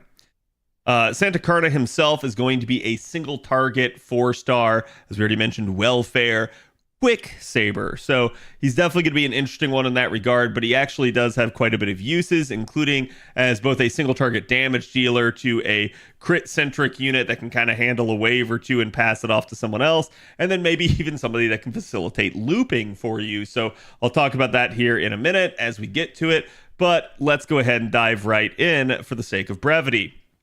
Now, as you guys can see, raw stats, Santa Carna's got in the 9K range. This is usually what I like to see for our 4-stars. Anything in the 9 to 10K range is good. Anything over 10K is stellar. But usually if you're below the 9K range, I usually am going to kind of talk about that some and what that might mean for you. Still, he's over the 9K amount, so he's in a decent spot, though he's not obviously on the high end of that. The trade-off, though, is that he does have fairly good HP to boot, and he will have some survivability built into his kit to help him out on this. His attribute is going to be Sky Attribute. His star absorption is going to be one less than the Saber average of 100, and his star generation rate is going to be fairly good at 10.2%. His MP charge rate will be a little bit higher than the average at 0.78. This is again going to be due to the fact that he's a quick unit, and quick units sometimes do struggle with their actual MP generation. His MP charge defense, the amount that he gets charged by whenever he gets hit, is 3%. And the death rate here is going to be 31.5%, which is a little bit over the average of 25. His alignment is going to be lawful good. His gender is male, and his basic traits are divine, hominide, humanoid, normal servant, 7 knight servant, and weak to enemy elish. Taking a look at his deck here, this is the deck we like to see for the sort of modern era of Quick. It is the deck that works very well with Quick units, regardless of which Scotty they are taking on support. 2 quick cards for normal Scotty, as well as just the quick buff that both of them have in their kit, and 2 Buster cards for Summer Scotty's crits. Should you be trying to fire off more crits, this is going to be a really solid deck for you, because again, it's going to be 4 out of 5 cards that are really going to help you out with that. The Singular Arts card is going to be the concern. Again, this is just sort of the trade-off. So he is going to have a little bit of an issue if you're trying to get him to purely refund based off of cards. But as long as you play your cards right and you actually do try to land some of those crits, especially with the quick cards, you should get decent refund from that. Taking a look at the hit counts here, everything on this side over here is average, and only the quick card is above average with 4 hits. It's definitely good for him to have, though, as he will be really wanting some good performance on that card in particular. As we take a look at the first skill here, you guys can see he gets Buster and Quick Performance up of 3 times 3 turns, up to 30% over here. My only sort of gripe with this is that, again, the developers do sometimes limit units to a times instead of just a full 3-turn duration. I don't really care for this too much. I feel like it's an antiquated thing, and it's done mostly to our low-star units, but every once in a while we have it on a 5-star unit as well, and I think it's really stupid when they do that. But again, it's not a terrible thing for him to have. He'll function perfectly fine in this. Just be aware that there is a limitation to that. So if you do find yourself following up his NP with multiple cards, it may shaft you out of having this buff for, say, the next NP or something like that. He's also going to increase his own critical damage for 3 turns by 50% right there. This is non-aspected to any particular card types. It's definitely a good thing. And this is all on a 5-turn cooldown. As you guys can see, his second skill here is going to grant himself evasion for 2 attacks for 3 turns. Certainly a good thing for survivability. It's not 3 attacks, 3 turns, but it's better than the 1 attack. It's going to increase his own critical star absorption for 1 turn by 500%, sort of solving any kind of issue he might have with trying to absorb the cards. Don't worry about it ultimately at the end of the day. Again, with quick units, you usually don't have this issue as stars are kind of abound in it, but if there were to be an issue, at least you know that he will soak them. And it's particularly good since it's the 1-turn duration that also syncs up with the second part right here, which is the increase of critical damage for quick cards specifically for 1 turn by an additional 100%. So he definitely feels like he's designed a little bit with Summer Scotty in mind, where if you're taking Summer Scotty, all you have is the bonuses to Buster crit damage. He's going to kind of offset that almost as if he had his own set of double normal Scotties there. Or if you take double normal Scotties with him, he's going to have double that amount at 200% crit damage. So it's really going to be a very solid amount there for him to have. And again, all of this on a 6-turn cooldown. And again, the quick crit here stacking with the 50% that he has on the first skill there as well. Looking at his third skill here, he gets the ability to charge 1 ally's NP gauge by up to 20%. You're definitely going to want to lure this skill for that nice flat, even 20% charge. This can obviously be used on Karna himself, which is really a good thing. As you can see, it also grants debuff immunity for 3 times 3 turns. This does give it some challenge applications and will prevent him from getting debilitated too much. But as we mentioned before, you can put this on somebody else, and this is actually how I have used him to facilitate looping. He is actually sort of one of the preferred supports for someone like Fran to loop. If you're trying to loop Fran Berserker, you'll know that she stuns herself whenever she NPs. But if you have something like this on her, you don't have to worry about that. She's not going to be your best looper by any means, but this is one of the ways in which you can get away with this sort of thing. So sometimes having charge with debuff immunity can be situational, but it can be very strong when it is. So again, it's something that I would really say is a stronger aspect to his kit, despite the fact that most people probably overlook it. It is all on a 5-turn cooldown, so again, you're going to get this skill back frequently and often in a challenge environment. And then let's move on to the passive skills here. You guys can see he gets magic resistance A for some additional debuff resistance by 20% there. Definitely a good amount. But again, he does have the debuff immunity in his third skill, so it is what it is. His divinity here is going to add some additional flat damage to all of his attacks. It's just an extra 200. And the Hard Puncher EX is going to increase the critical damage of his Buster cards by 12%. So again, he's just sort of rolling in crit damage here. Taking a look at the append skills, I'm going to recommend the mana loading first and foremost, just to again facilitate anything you're trying to do with him. That extra 20% can make the difference in using a better CE, so it just kind of depends on what you're trying to do with him. The third one being anti-saber attack damage aptitude. To me, not a whole lot of synergy here. You can definitely go after this if you want. You will probably have coins abound since he is a welfare, but I would instead focus on something like, yes, the fourth one for even more critical damage, or the fifth one here to reduce the skill activation times should you so choose. Again, even the first one can be good as well for the extra attack finesse. I'd say, honestly, the third one is the odd man out where it's not necessarily that good. The Noble Phantasm here is an 8-hit single target quick NP, as we already denoted. It's going to remove one enemy's gut status, activating first before damage goes out. This is definitely really nice, as it means there won't be a guts pop. The damage is just going to basically... it's going to remove the guts before the damage goes out, and then the damage is just going to slide right in and kill the enemy. So it's definitely a nice thing to have. Just keep in mind that if the enemy ever has sort of a fight-specific effect, so something that's in that like white box outline, that buff is not removable. So just keep in mind that that may be the case with certain guts. You might not be able to remove them with Karna's NP, but if it is a like skill that they're popping instead of a fight-specific effect, yes, you can carve through them like a knife through butter and absolutely remove this off of them. Is it going to deal damage to them? And again, since he hasn't had an interlude, he's just at that 12,000% right there, which is definitely nice. Increases his own quick performance for one turn, activating first is his overcharge effect, and this is going to increase by a base of 20%, though again, it can scale upwards all the way up to 40% at 500% overcharge. I'm not going to say that this scale's too good, but I am going to say this is certainly nice that it activates first, as this not only enhances the damage of the NP, but also the refund for it. And given the fact that it is a single turn duration, does mean that additional cards after the NP can also gain the benefit of this effect. So if you do manage to get his two other quick cards after his quick MP, and they manage to crit, you could be looking at a very nice, easy refund all the way back to full, potentially, should you get that lucky on the RNG. So, with that in mind, we've now talked about his NP. Let's go ahead and let's talk about refund numbers for Karna. So if we are using him in a 2-time Scotty scenario, again, this is going to be Summer Scotty in particular for this one, against a singular neutral enemy. You're looking at basically with 1 hit out of 8 for overkill, so that's assuming that you kill the enemy, because if you kill the enemy, you'll get at least 1 hit. You're looking at only 18.56% refund. So his refund is not the greatest.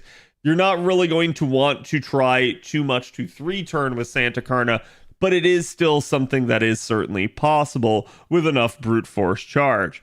At 8 out of 8 hits of overkill, though, you can only still get up to 26.21%. So again, the refund just kind of not there. You could probably get to that 20% break point relatively easily, but not really going to be able to get to 30% without at least a third Scotty in the mix somehow.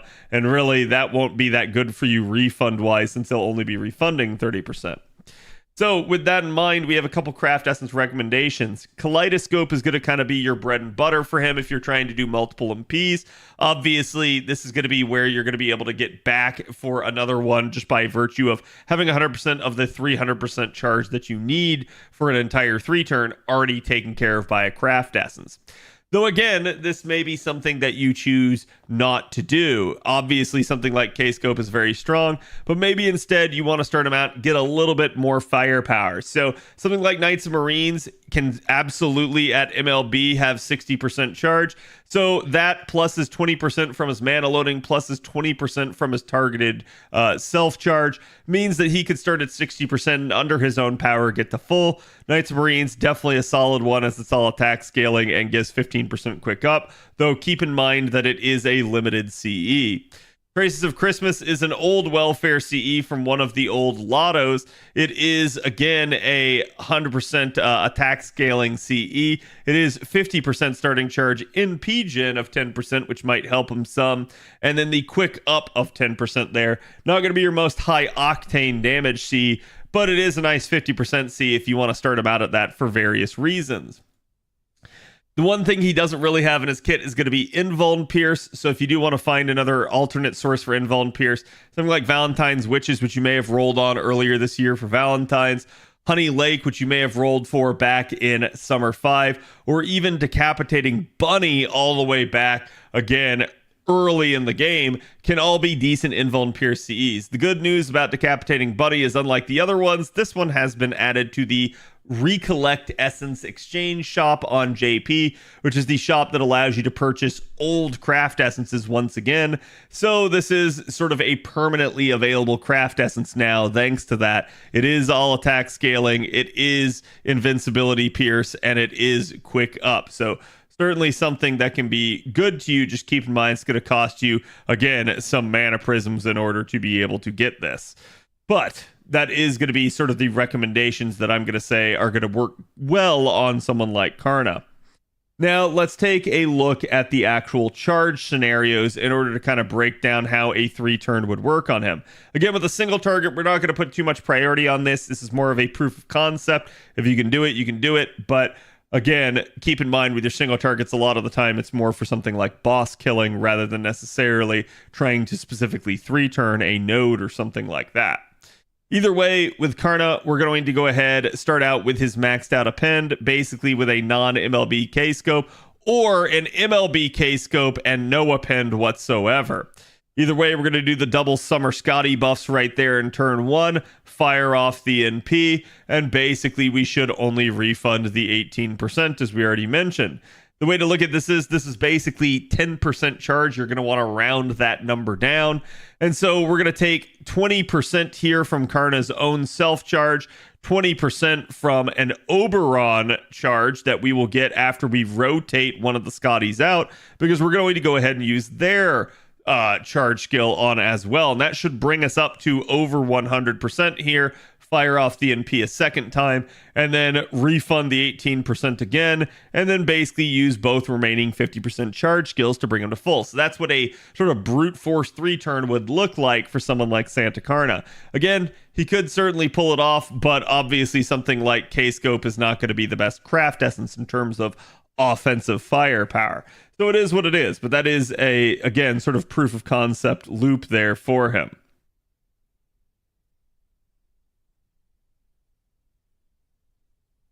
Now, you can also, again, do something like Black Grail if you're just trying to do one-shot damage. That is something I should mention.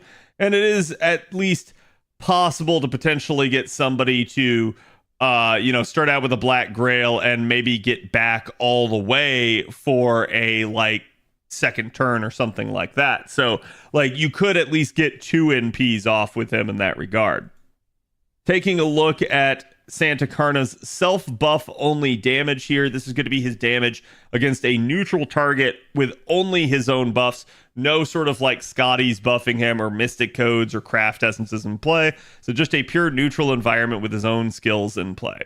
You can see he's only going to do about 33k at MP1, but thanks to the fact that he's a welfare, we guaranteed to get NP5 eventually. So we're going to focus a little bit more on the NP5 numbers in that sense for him. So again, 56k there, neutral damage. That is nothing too bad. And now let's look at him in an actual environment here. You guys can see this is going to be still neutral numbers, but now with the additional support buffs and things like the Mystic Code and Craft Essence added in. So again, double Summer Scotty with Oberon, a level 100k scope, and a level 10 Neo plug suit. Wave 1 damage, 175, almost 176 there. Wave 2, the same. And Wave 3, thanks to the Oberon third skill there, really jumping up to 401k. And then essentially, if you wanted to, you can sort of see the one-shot damage here. He can get all the way up to 746k neutral. Basically, if you're using a level 100 Black Grail instead. Again, this is something irrespective of ability to like multi-turn or anything like that. This is just raw power as high as we can get it in one singular turn. So you can definitely see that Santa Carna is at least somewhat capable. And in comparison, let's go ahead and look at yet another welfare out there. This is going to be Saber Hokusai. This is going to be another single target arts welfare for you. And again, you can see her with double Castoria Oberon and a level 100 Smiling Face will allow her to 3-turn. Her 3-turn numbers look quite a bit more robust than someone like Santa Carna, but her one-shot damage is a little bit under his. So again, you can see he's got a little bit more like front-loaded firepower. She's got a little bit more capability in a 3-turn than he will. There's also Iori that has now come out on JP. He has also got that Buster synergy there. So he's got cranking on instead, double Koyanskaya of Light, and Oberon with an anti-man niche being provided by Koyan herself. And you can see pretty much kind of similar numbers there, not too high off, but definitely a little bit around Karna's numbers of 175 there. But then pretty much by wave 3, due to that Buster synergy, he's just scaling a little bit better with Oberon.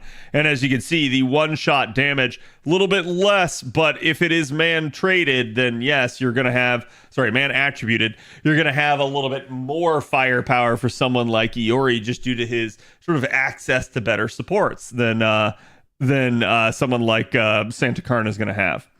And then comparing to another single target saber, this is going to be Okita. Okita is a SSR, so we're only going to be looking at like NP1 and NP2 here. This is double Summer Scotty, Oberon, level 100k scope, very similar type situation. You can see her wave 1 numbers are going to be a lot lower. But again, this is sort of the value of having welfare and stuff like that. This also has to do with the fact that Okita's steroid is basically a 1-turn duration type of deal. So you're going to wait to pop that until turn 3, and definitely there a little bit more sketchy numbers. The issue at play here is that when it comes to the one-shot damage, she's still going to kind of get beat by him. So this is something to kind of pay attention. Your Okita can be used decently effectively, but at NP1, just not necessarily going to have the firepower. The second we start looking at NP2, though, the numbers are a lot more competitive, with wave 3 numbers being better and essentially your NP2 numbers pretty much being right on the mark for where Santa Carna was. So again, I do think Okita is somebody that still kind of needs that NP interlude, but yes, if you have a robust one, she's still going to outperform him. But if you don't, he's going to outperform her. Now, Saber Medusa is going to be the last single target Saber we're going to compare him to. As you can see, we're going to be doing her with double Summer Scotty, Oberon, a level 100 Traces of Christmas, that's that 50% C, and a level 10 Neo Plug Suit. Basically, due to the kind of access to a better craft essence, Wave 1, a little bit worse than him. Wave 2, a little bit better than him. And Wave 3, better than him. So from there, we also get to add in the man niche that she actually does just normally have. And boom, she is just going to perform outright better at NP1 than him. Again, for basically one-shot damage, this is now with the Black Grail. You can see with man niche, she absolutely trounces him. But without it, she will absolutely lose to him. So again, it just kind of depends on what you're dealing with in terms of NP levels of your other units. Santa Carna is a very solid unit. He has a lot of crit damage in his kit, and I have used him simply to just crit down certain waves with Summer Scotty and not even have to worry about trying to 3-turn. So keep in mind, this is always an application that you can try and pull off with him, especially if you have some way to remove some of the RNG out of the comp, maybe by using, say, a Summer BB or someone like Artoria Ruler that could maybe shuffle the cards for you. Either way, it doesn't really matter. Santa Carna is still a solid option for you guys as a welfare. He may not be your best looper, but he is going to be somebody that can hit and crit very hard for you. Let me know what you guys think about Santa Carna. And again, how will you guys be handling Carnimus? If you haven't already, go check out the video that I put out on that, and I will see you guys for the next one. Okay. No driver failure. Shinigami, thank you for the 39. Appreciate it. Sorry I didn't get to react to that in the middle of the recording there. But hope everybody is doing gooch.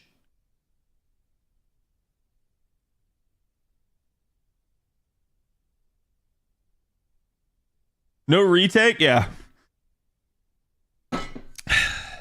I can do them all in one sitting, but like not when driver failure occurs. It's funny because I have actually had that, like, that happens semi-regularly on the stream. I want to say it happens probably every 3 weeks to a month that driver failure happens. And I've been very fortunate. It's never happened during a recording until right then. And I was like, I knew it when it happened, and I was just like, that just bricked the video. Because I looked over at OBS and I was like, just stuck in that pose.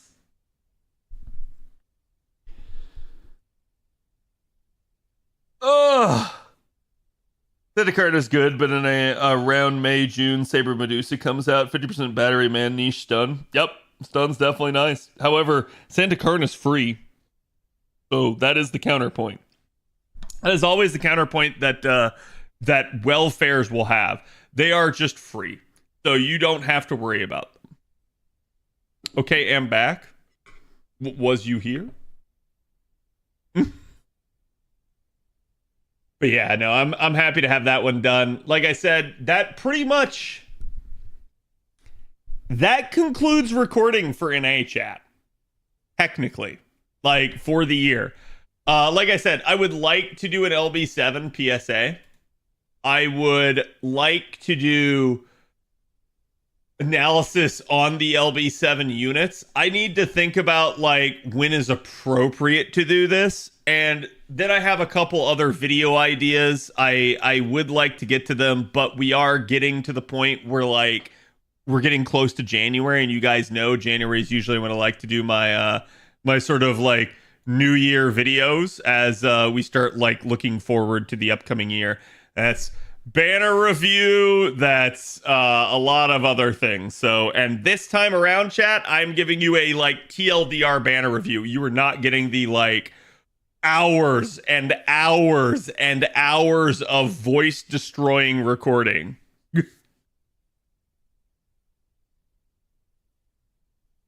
You did videos on the LB7 units, but style was a bit different back then. Yeah, I'm okay, like, if we want to do more, but if push comes to shove, that'll probably be what does get shoved, is that aspect, since I do have them out there.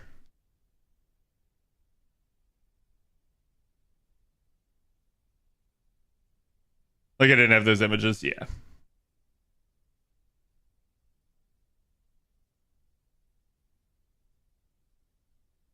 You covered redacted and redacted. Well, I don't know. Are they all redacted? I thought you were pausing to emphasize the disappointment. Oh, during the video? Yeah, no. No. That was me being disappointed in my own capability to stun lock myself.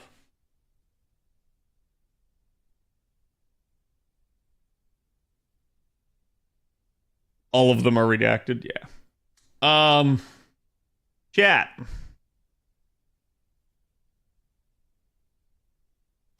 I will give you guys a choice. Because I am basically done. The only thing, like I said, that I have to do on my end on FGO is I need to do the LB7 fights, but I would prefer not to do them on stream. So the choice that I'm thinking of here is y'all can either watch me do honor mode for a new Baldur's Gate playthrough, or we can just like scroll through YouTube and I can let chat pick the videos. Basically do a watch party.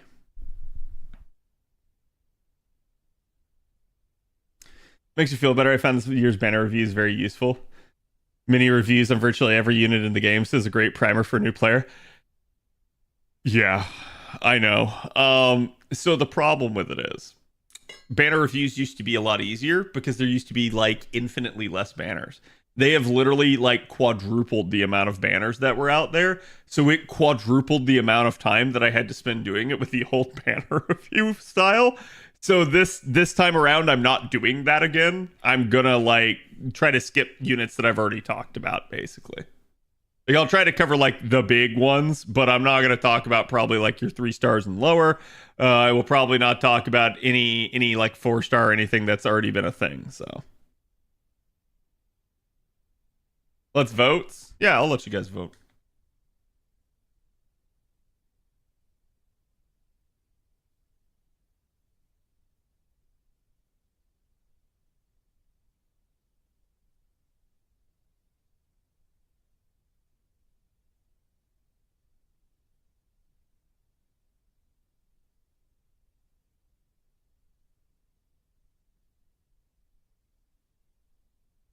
All right, you have one. Well, never mind. Somebody already got it up. Somebody is faster than I am. Probably Ash.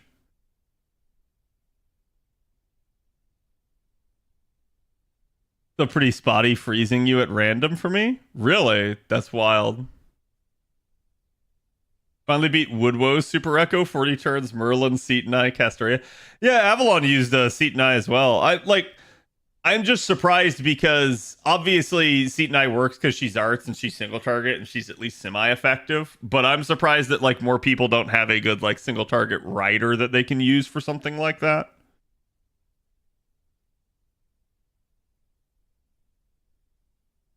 You think Ash would be here? Yeah, I do. Didn't I had the benefit of crit down plus easy loops? Yep. Yeah, the crit down definitely helps. You guys saw, like, I just basically threw in there any sort of like crit down, or sorry, crit remove command code, crit chance remove command code. So like crit chance, crit damage, and any sort of like cleanse for the defense downs, and any sort of attack up remove is also pretty decent.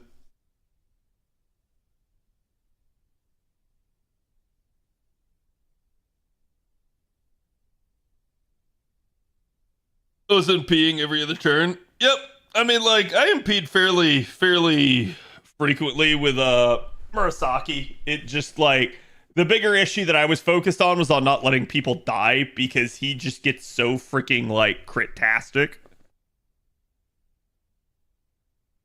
Move both crit damage and chance up. Yeah. Lydia's Drain on the last wave is really good. Yep. Yep. It's really nice being able to like cock block the guy that has a like 2-turn NP. It's the same thing because one of Murasaki's skills basically NP seals him as well. And then I think like if you're using someone like Ozzy, he just has MP seal on his NP. I think Ketz does too, if I remember correct. And then if you have skill seal, you'll stop him from reapplying his stupid annoying terror debuff over and over and over again. So it's a really nice fight where it's strong no matter what you like bring to the table, right? Now,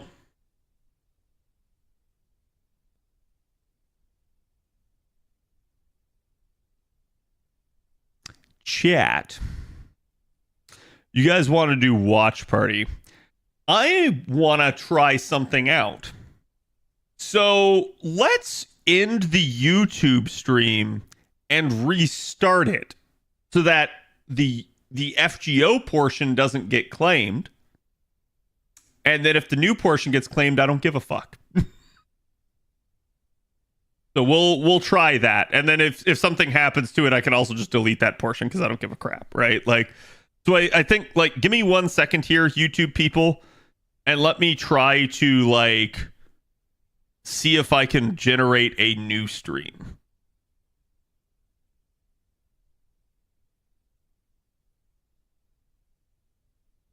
You set the new stream not to record? No. Okay, hopefully that works. Oh, no! It picked up the old. I even changed the title. I even hit refresh on the page, changed the title, and did it.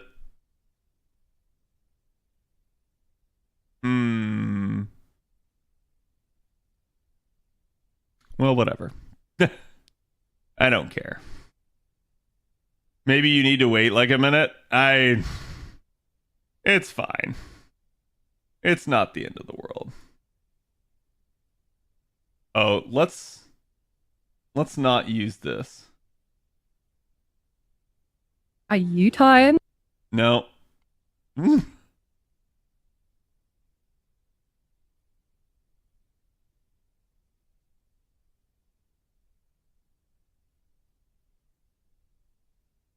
All right, chat, I've got some rules. No NSFW, okay? No NSFW. But which one we clicking on? I'll let you guys pick one. This is, by the way, this is my front page. YouTube doesn't like give me very many suggestions. The new subclasses? Which one? I'm watching the Spiff stream at the moment. Yeah, I don't want to watch someone else's live stream and react to that. I'll say no other live streams either, right? The Jester short? Wait, which one's the Jester short? This? Jester, I need entertainment. 1 second. Here, take this. That is carbon dioxide poison. Put it in his drink. Okay. Ah, there you are. Dance for me. Okay. Yes, very nice. Here, have a drink. What is this? It's pop. Some kind of new drink? Let me kill song Soda. request. Soda. Huh. Never heard of it. Ha, idiot. It's attacking my mouth. Yes. And I love it. No. I want to start a company. You do? Yeah, you and me. Sell this. You cool with that? Yeah, cool. Cool. I like it. And we'll brand it with your colors. Huh? Cool. Hey, that should be me. That's my idea. No, all me. Oh, fine. Then I'll go make my own and let the people see. People see? Coca-Cola versus Jester, I need entertainment. 1 second. Here, take this. That is carbon dioxide poison. Put it in his drink. Okay. Give it up, Ichito. You can't defeat me. Then maybe it's time I actually try. Oh, you're gonna start trying now? What are you, 12? I'll show you my 100% power. What do you mean? You're still losing. I just realized I'm using my right hand when I'm actually left-handed. What? Inconceivable. Now, prepare to buy. Stop humming. I forgot I had restrictors on. These weigh 500 pounds each. What kind of rating is this? This is my true 100% power. What? I just realized I've been fighting blind without my glasses. It's not even on the full way. Now that I can see, when is my true power? Yeah. What? I've been only using 10% of my strength. No, I call cap. Okay, yeah, no, I can't beat him. But there's one thing I can do. You and I, we aren't so different. I too have a sad backstory. Alright, have yourself a good day. I'm gonna go get a 9-to-5 job. Give it up, Ichito. You can't. I love that, like, this unfortunately is how it feels like a lot of, like, shonen fights are written. Where it's like, oh, but I actually did this, but I actually did this. And, like, you're constantly one-upping each other. And it's just kind of ridiculous. He hasn't grown his sword. Ichito? Yes, Ichito. Not Ichigo. It's Ichito. The Naruto background music? Yeah. Greek god assignments? What is that? I'm so confused. Like, chat, we can keep watching shorts if The you last guys one that we want. had like this was really interesting because what he did was he targeted people in our community that gave large sums of money. Anybody that was a donator in the community, he would go out and try to correlate their donations with who they were to donate. Like, what? Can I not control the volume on this? Okay, there we go. Feels like it's, like, just super blown out. Oh my god. There. dox them. And then after he found out who they were by doxing them, he would then go and look up publicly accessible dumps of credit cards. And when he looked up the publicly available dumps of credit cards, he would take that person's credit card number, usually from a very old credit card, like 4 years old, and then send it to them and say, I know everything about you. You got to stop donating to this community and all this kind of shit, right? So I looked into this dude because he got really sloppy with it. He was 16. Do you know how he got sloppy? His Discord account was tied to all of his other social media accounts, which were tied to his Facebook account, which was tied to his actual family. Yep. So I called his mom. She was very upset. The last one that we had like this was really interesting because what he did was he targeted people in our community that gave that's just funny. Whether humans should continue to exist on Earth once came down to the vote of one guy. What? It's been called the most dangerous moment in human history, and we didn't even know it happened until 40 years later. October 27th, Was it Cain and Abel? 1962. 11 days into the Cuban Missile Crisis, the U.S. Navy discovers Soviet submarine B-59 deep underwater. To scare it up, they drop depth charges. The submarine's crew notices these explosions, but they don't know what's going on. One possibility was that fears of a global nuclear exchange have finally come true, and if so, they should launch their own nuclear weapons to join in. But that's the problem, right? What if there isn't a nuclear war happening above us? Well, then launching our weapons could start one. And not just a little one, a nuclear exchange powerful enough to annihilate at least the entire northern hemisphere of Earth. However, B-59 is so deep, they have lost all radio contact with Moscow or the rest of the world. That doesn't mean they couldn't launch a nuclear weapon. In a case like that, protocol required a unanimous vote from the 3 highest-ranking people on the ship. The ship's captain, Valentin Savitsky, was convinced they should do it, and the ship's political officer agreed. The pivotal third vote came down to second-in-command, Vasily Arkhipov. Oh, no. Arkhipov hesitated and eventually said no, let's not do it. Instead of running out of air, they surfaced and exposed themselves to the U.S. Navy, and they were sent home to Moscow. They were received in shame. There was a feeling at the time that they should have gone down with their ship instead of surrendering. Arkhipov lived until 1998. 4 years after his death, a fellow crew member that day finally told the story of what happened. Our species was spared because one guy voted no. In 2017, Arkhipov was posthumously given the Future of Life Award, a rare honor given to those who, at risk to themselves, safeguard the future of life on Earth. Yeah, like... Whether he... And it's kind of wild, but like, if you think about it logically from his perspective, so it's like, all right, what if you're in their situation? Like, there's depth charges going off all around you. You don't know if war has broken out. You don't know if there's like a nuclear holocaust ongoing, and you have a choice. Should you rise to the top and fire off your missile and join in the mayhem, or not? And here's the thing about this. I know what that guy thought. While the other two said yes, his thought went probably like this. What good would that do?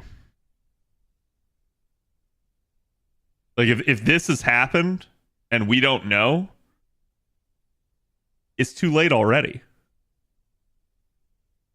But in the chance that it hasn't happened and we could actually be the first one accidentally doing it, it's safer not to do it. There is no downside to not firing the missile. There is only downside to firing it. And he saved the world.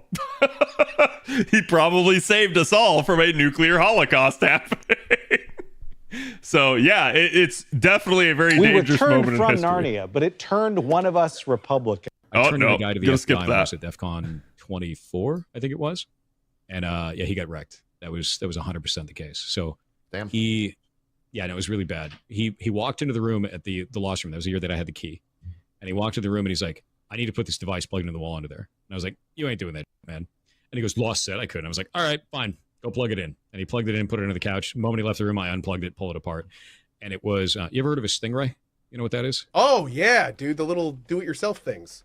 The little do-it-yourself thing that acts as a cell phone tower. So this guy tried to set one of these up in an environment with tens of thousands of people on a little thing about this big. These are federal offenses. It is a felony to operate one. And the reason why is because if a lot of phones try to connect to it and it doesn't work, it will cut off emergency services. You can't call 911 because all the phones are trying to connect to it and that can't handle the throughput and it dies, which is exactly what was happening. Turns out he had set up a number of them. And he tried to do this at DEF CON? In front of me. Yeah, it was great. Really smart. Yeah, he had done this in a number of locations. The other two devices that he had put I think out it's had actually been DevCon, out not and deployed, DEF CON, which was a security risk. Jesus.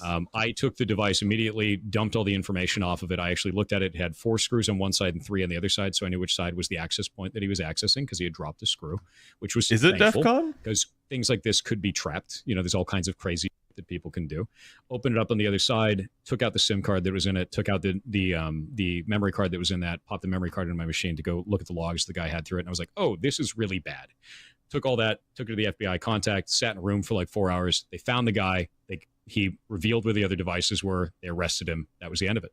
And I think they gave me a challenge coin for that. I think I got an FBI challenge coin for that one. Oh. Like, this is the kind of that, yes, there are bad actors there. Totally, yes, yeah. there are. But there's a lot more good actors, and we know just the same. And we will catch DEF CON, 2 words. Out of Yeah. curiosity, was he skimming information off the phones? Like you pulled up that card and it was just like a whole bunch of private, personal stuff. I believe in that case he was trying to target specific staff members. There was like a beef that he had. Yeah, it was like a targeted thing, and he was trying to go after just them. Yeah, and he was throwing that for it, which is just gross, you know. But like, you got owned. Don't do that shit. And at DEF CON, like he must have been desperate. Yeah, that's why I guess he the did that basic at thing DEF to CON. think about with. I turned in a guy to the FBI when I was at DEF CON. The most delicious, high-protein, honey barbecue chicken mac and cheese. Seems too good to be true, so let's test it out. Slice your seen some chicken of these. into This is good. cubes. Slice.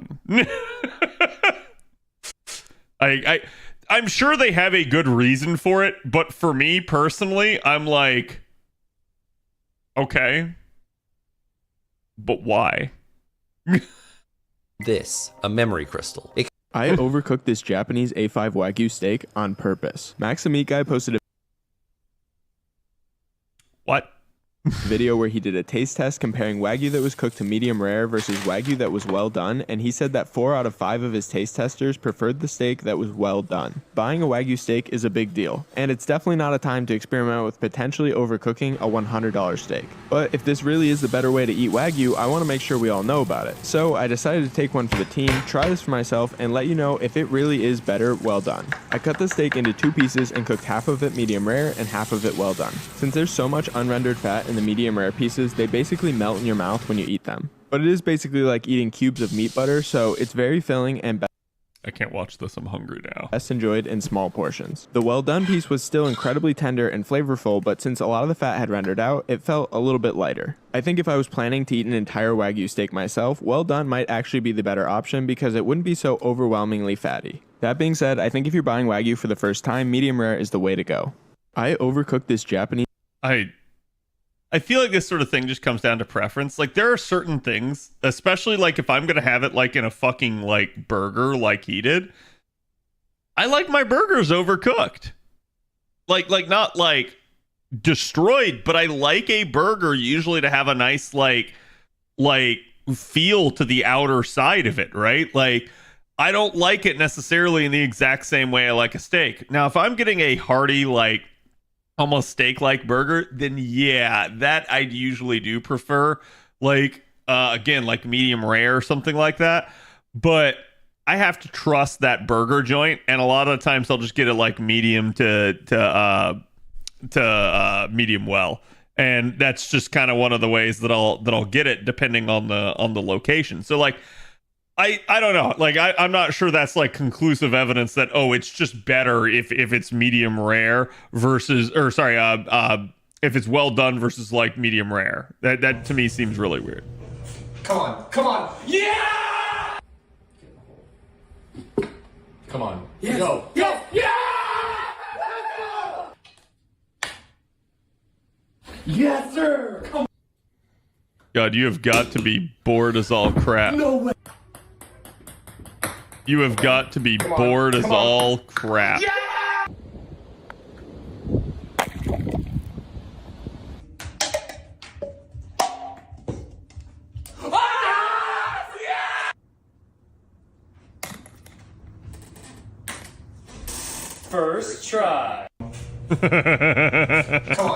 I'm surprised this took 3 hours. Yeah! I'm also surprised the golf one supposedly took 6 hours.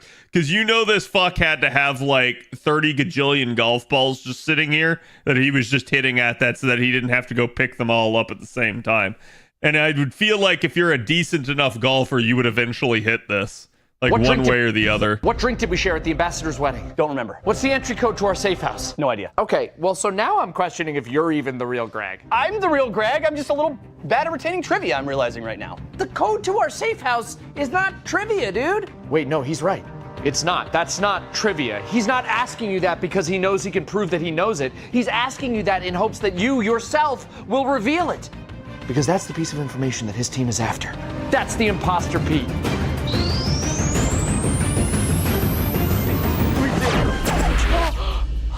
Oh, thank God. How'd you know? Smart enough for that. Anyone who's worked with me for years would know I'd have an impossible task tracking that logic. I got lost immediately. You haven't changed a bit, Greg. Imposter! I have changed a bit. Went through that whole yoga phase, used to be a bit of a cusser. Clean that up. He killed him anyway. Wait, I only get one round of guessing? Doesn't seem fair. Would have asked better questions if I knew that.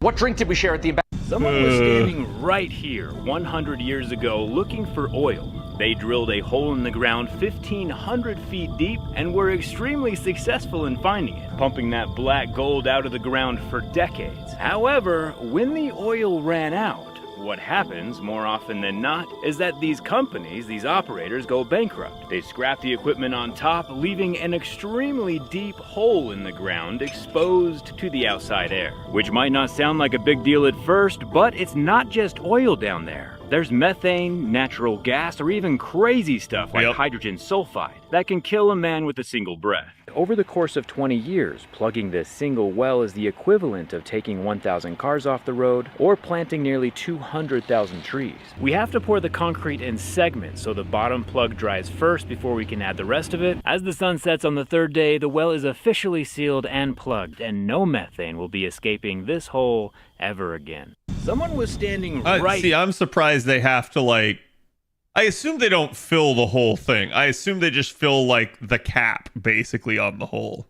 This is why you don't use poisons on insects. They are chemical warfare specialists. Their bodies are shaped in the way that they are because they're basically wearing tiny spacesuits. They're really good at holding in moisture and really good at keeping chemicals and other irritants out of their body. So you don't use poisons because eventually they will adapt to it. This is exactly what happens with stuff like Raid. They just have to keep making new versions of it because the population gets better at defending against it. So we need to use what is called a physical irritant. And a physical irritant is what happened to our astronauts on the moon. When they went to the moon, they found that the moon dust, because there's no erosion on the moon, is incredibly sharp and super static cling, and it stuck to their suits, and every time they move, it was slowly eating through the Kevlar. You can do this here on Earth using what's called diatomaceous earth. Diatomaceous earth is fossilized diatoms. They come from the ocean. It looks like just flour, and it doesn't hurt you, and it won't hurt your pets, but it looks like this at the microscopic level. It gets stuck all over the ants or any other insects, and it cuts through the waxy coating that is keeping their moisture in, and then all the moisture leaks out, and they turn into ant jerky. Diatomaceous earth is also like $10 for 5 pounds. Shit is awesome. This is why you don't use poisons on insects. I need some of that. I have like major just because of like where I live, basically. I have moths that grow like this big. Like they are just fucking huge. All of like the like wasps that I encounter and bees that I encounter, they're also just gigantic. And it's like, that's not really my problem. Like, I have more of like a roach problem than anything. But like, if that kills roaches, I'm down. Using a musical instrument to launch arrows is pretty silly, but you might be able to play music with a bow. Unfortunately, despite the insistence of various game designers and artists, you can't just turn one into a harp. And even if you did manage to slap a bunch of extra strings on a bow, you're going to have a problem as soon as they go slack on your first shot. Possibly with the right string material, you might be able to use a bow to play a violin. But there's a pretty big difference between this and this. But what about this? This is a Brazilian berimbau. These were originally hunting bows, and when the hunt was finished, you'd slap a resonating chamber on it and play it much better than that. And while this particular version was designed exclusively as an instrument, if I take the chamber off it, then it can still launch an arrow surprisingly effectively. And conversely, if I take my regular bow, if I add a resonating chamber, it makes it significantly more musical.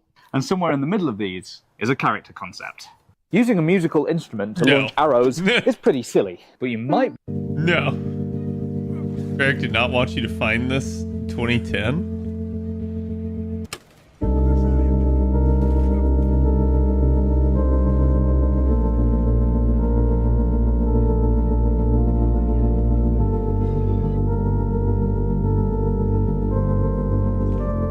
Was an underwater version of the fucking map?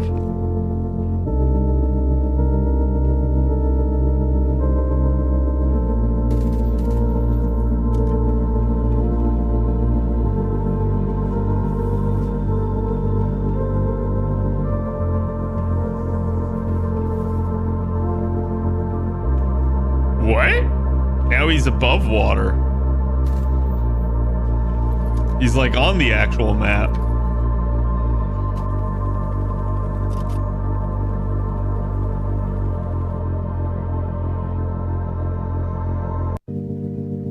Oh, that's wild. We hired a hibachi chef to come out to the job site and cook lunch. Oh, he was fuck. like, "Where's your grill?" I just pointed and said, "Right here. We're gonna use the skid steer bucket." I set it up on some blocks and put a propane torch underneath for heat. This guy was so fast, it was awesome to watch. I should hire him to frame my next house. It'd be done in like a day and a half. He started out by frying eggs for the rice. It got seasoned with salt, pepper, and plenty of soy sauce. With all the stuff he brought, he actually forgot a knife. So I gave him my Milwaukee Fastback. There you go. And it worked pretty good. Next, he threw on some scallops and shrimp. I was impressed with how many different types of food he was cooking at one time. We could tell this wasn't his first I just hope he disinfected that thing before he cooked on. day on the job. The food was amazing. We ate it right off the grill. My favorite had to be the lobster, with tons of butter. Finally, he grilled up some sirloin steak. Everyone got more than enough food, especially the new guy. Although he did embarrass me. He kept growling for more and more steak. Let us know in the comments, what should we cook on the job site next? We hired a hibachi chef to come out to the job site and cook lunch. Let's go! This is called standing sushi, and it's a type of meal in Japan where you stand at a bar and eat whatever the chef serves you. Our chef started the night by chugging a beer and a whole glass of wine, which I'd definitely never seen before. The meal began with a huge block of tuna, which the chef cut down into smaller pieces. Bro, I have never seen a, like, tuna, like, block like that. That just fucking looks amazing. That looks so freaking good. Like, if you've ever had, like, ahi tuna, chat, like, I would just take a bite out of that. I would just, like, pick that up like it's a watermelon, and I would just, like, go to town on it. Like, give me some like teriyaki sauce or like just some soy sauce even to like drizzle on top of it, and oh my god, sprinkle some sesame seeds on. It would look like a watermelon then.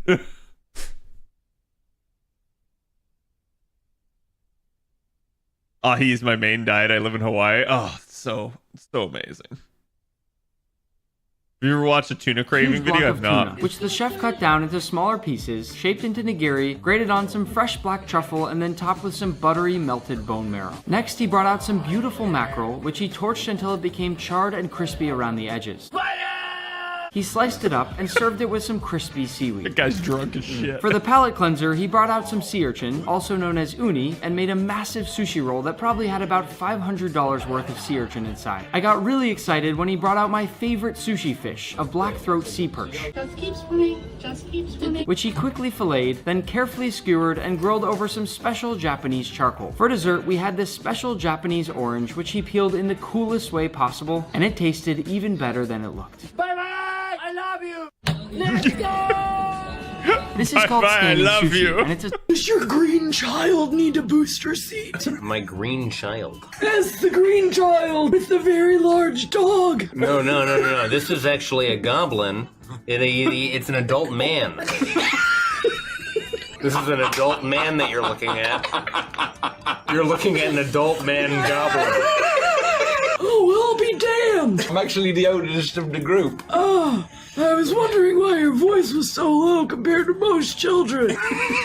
Anyway, my question still stands. Do you need a booster suit? To have a coloring page and some crowns if you want to color. I won't say no to that. All right. Oh, word jumble. Chair, floor, mouse, cat. Oh, the diagonal's tricky. You'll get that one soon. You always do this first thing. Is your green child? You seek Gortash. His soul is already suffering at my hands. That is the fate of all those who fail me. Wait.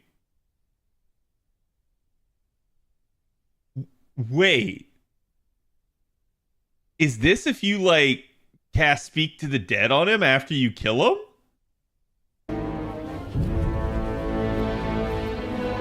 I am Bane.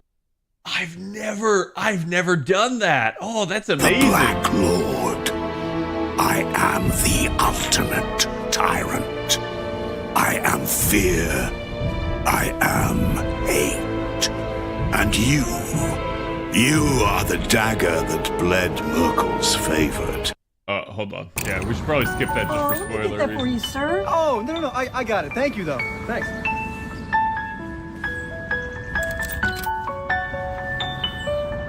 Excuse me, sir. Do you need help crossing? What's that? The street. Oh, no, I think I'm okay. Thank you, though.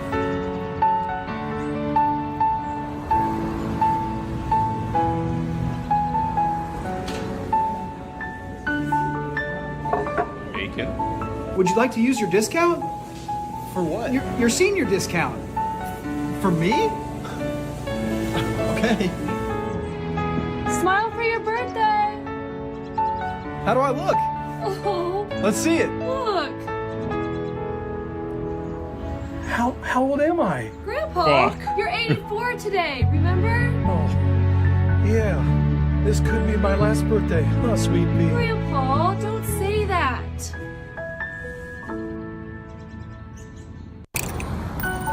That was fucking morbid. Oh boy. Creamy, turn He's away. above me. I see his shadow.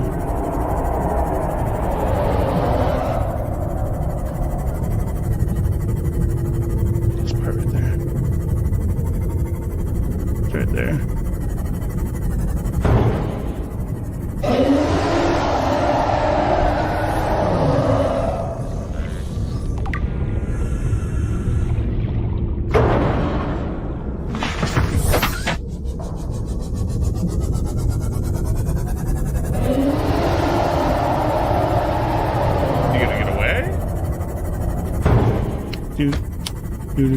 Oh god.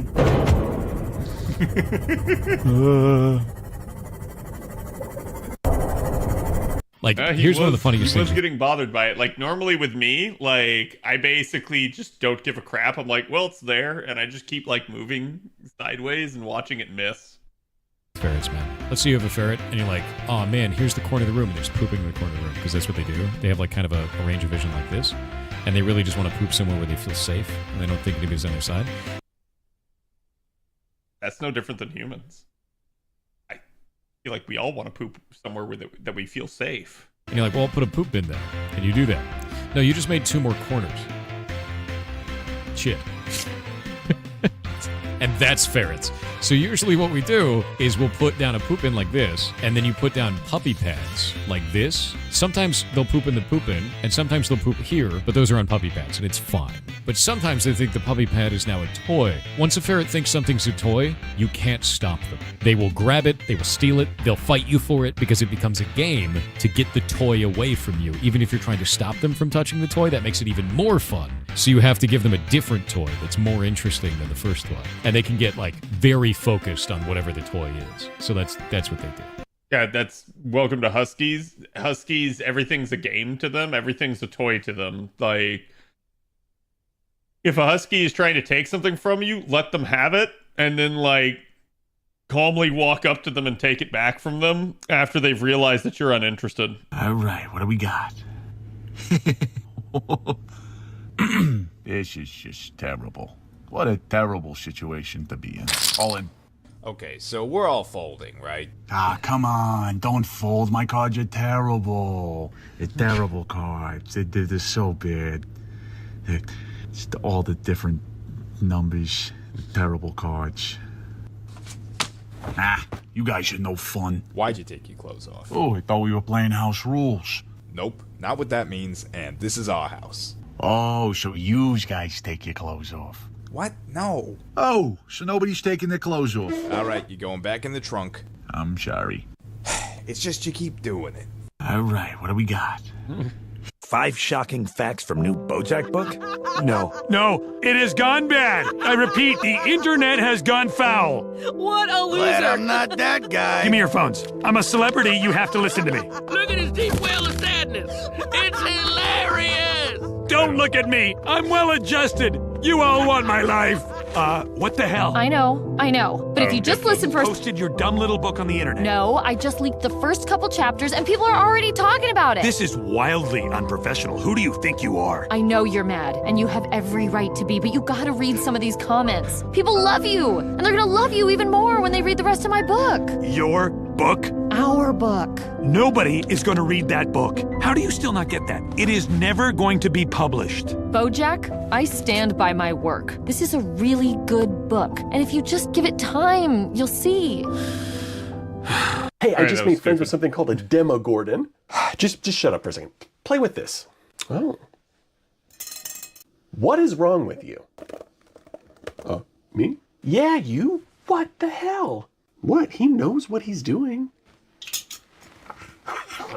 We have been to Ravenloft, we've been to the Feywild, we have fought Terras, Queen Mab, a Mind Flayer invasion, and we had to deal with a false Hydra. What, am I supposed to apologize for writing epic stories? We have been playing for 3 weeks. That is not epic storytelling, that is the literary equivalent of a shotgun to the face. What even was next? The Demogorgon. We were gonna mess with the Demogorgon, the ruler of the infinite abyss.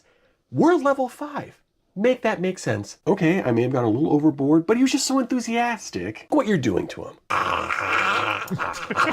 In my defense, he was kind of like that before, but I get your point. So we agree, no more using him to terrorize us with these cosmic threat level monsters or these super horrifying situations. Fine, I will only use him to terrorize you with normal monsters in regular horrifying situations. Well, it's a start. After the Demogorgon, of course. Shit. Hey, I just made friends with something called a Demogorgon. Yeah, that's D&D for you. Something has happened to time. Crowds lined the mall today as the Holy Roman Emperor Winston Churchill returned to the Buckingham Senate on his personal mammoth. What time do you have, Doctor? 2 minutes past 5, Caesar. What? It's always 2 minutes past 5, day or night. It's always 2 minutes past 5 in the afternoon. Why is that? Because that is the time, Caesar. And the date? It's always the 22nd of April. Does it not bother you? The date and the time have always been the same, Caesar. Why should it start bothering me now? I want to see the suit. Yeah, like out of context, as somebody that has never watched Doctor Who, this is just like the most insane shit that I've ever seen. Where it's like, at first, I had to like look down here to see because I thought this was AI. Say, where is he? In the tower. Get him. Something has happened to time. That's what you say, what you never stop saying. All of history is happening at once. But what does that mean? What happened? Explain to me in terms that I can understand. What happened to time? A woman. And it's another beautiful day in London. Damn. There are reports of sunspot activity and solar flares causing interference across all radio signals, so apologies for that. Something has happened to time. Crowds lined the So I'd spent a couple of hours carving this sign only to mess it up when it was time to stain the thing. So I reckon the only solution was to double down and stain the living daylights out of it. That's right, we were going dark. Soon after we realised the steel vinegar mixture we'd been using wasn't strong enough, so we went even darker and drowned it in this ebony stain. Eventually, once we had her blacker than coal, it was time for a slobbering off linseed oil. Now, when painting a picture of the castle a few weeks ago, the artist Sarah Cronin had let it slip that she does a bit of gold leafing. So I asked her if she'd gild the letters instead instead of having just one solid black slab. She started by applying a layer of glue inside all the letters, and then came the gold leaf. This was an incredibly satisfying process to watch. All in all, this took her about 3 hours, and she refused to take any payment off me, so please do me a favour and check out her account. Once all the excess was brushed off, it was time to lay this thing to rest inside of Eugene's bar in Ennistimon. 2 weeks ago, I would have called this thing a write-off. Now I think it's more beautiful than what we would have had things gone to plan. Ah, you're a crafty devil. So I'd spent a couple of hours carving this sign. Yeah, so I think that guy's a carpenter. I feel like I've seen another one of the things that he's done. How to play super fast on drums.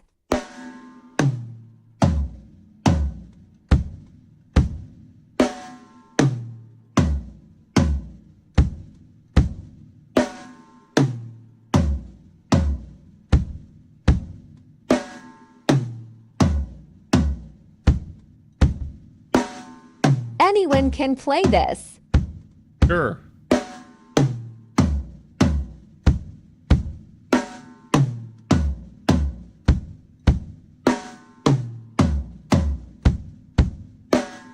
It's easy.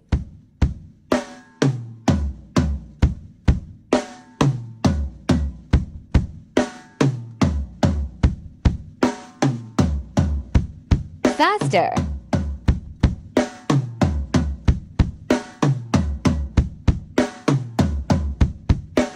Don't stop. I'd mess up for even getting this fast, same.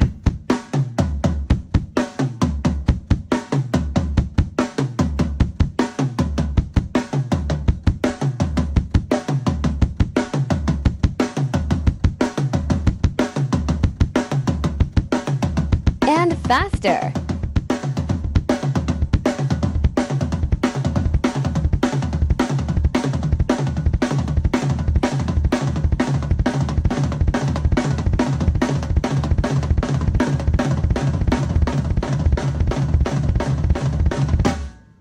How to play super fast on drums.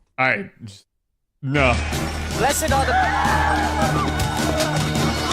Going to the time machine, I'm your granddaughter. Going to the time machine.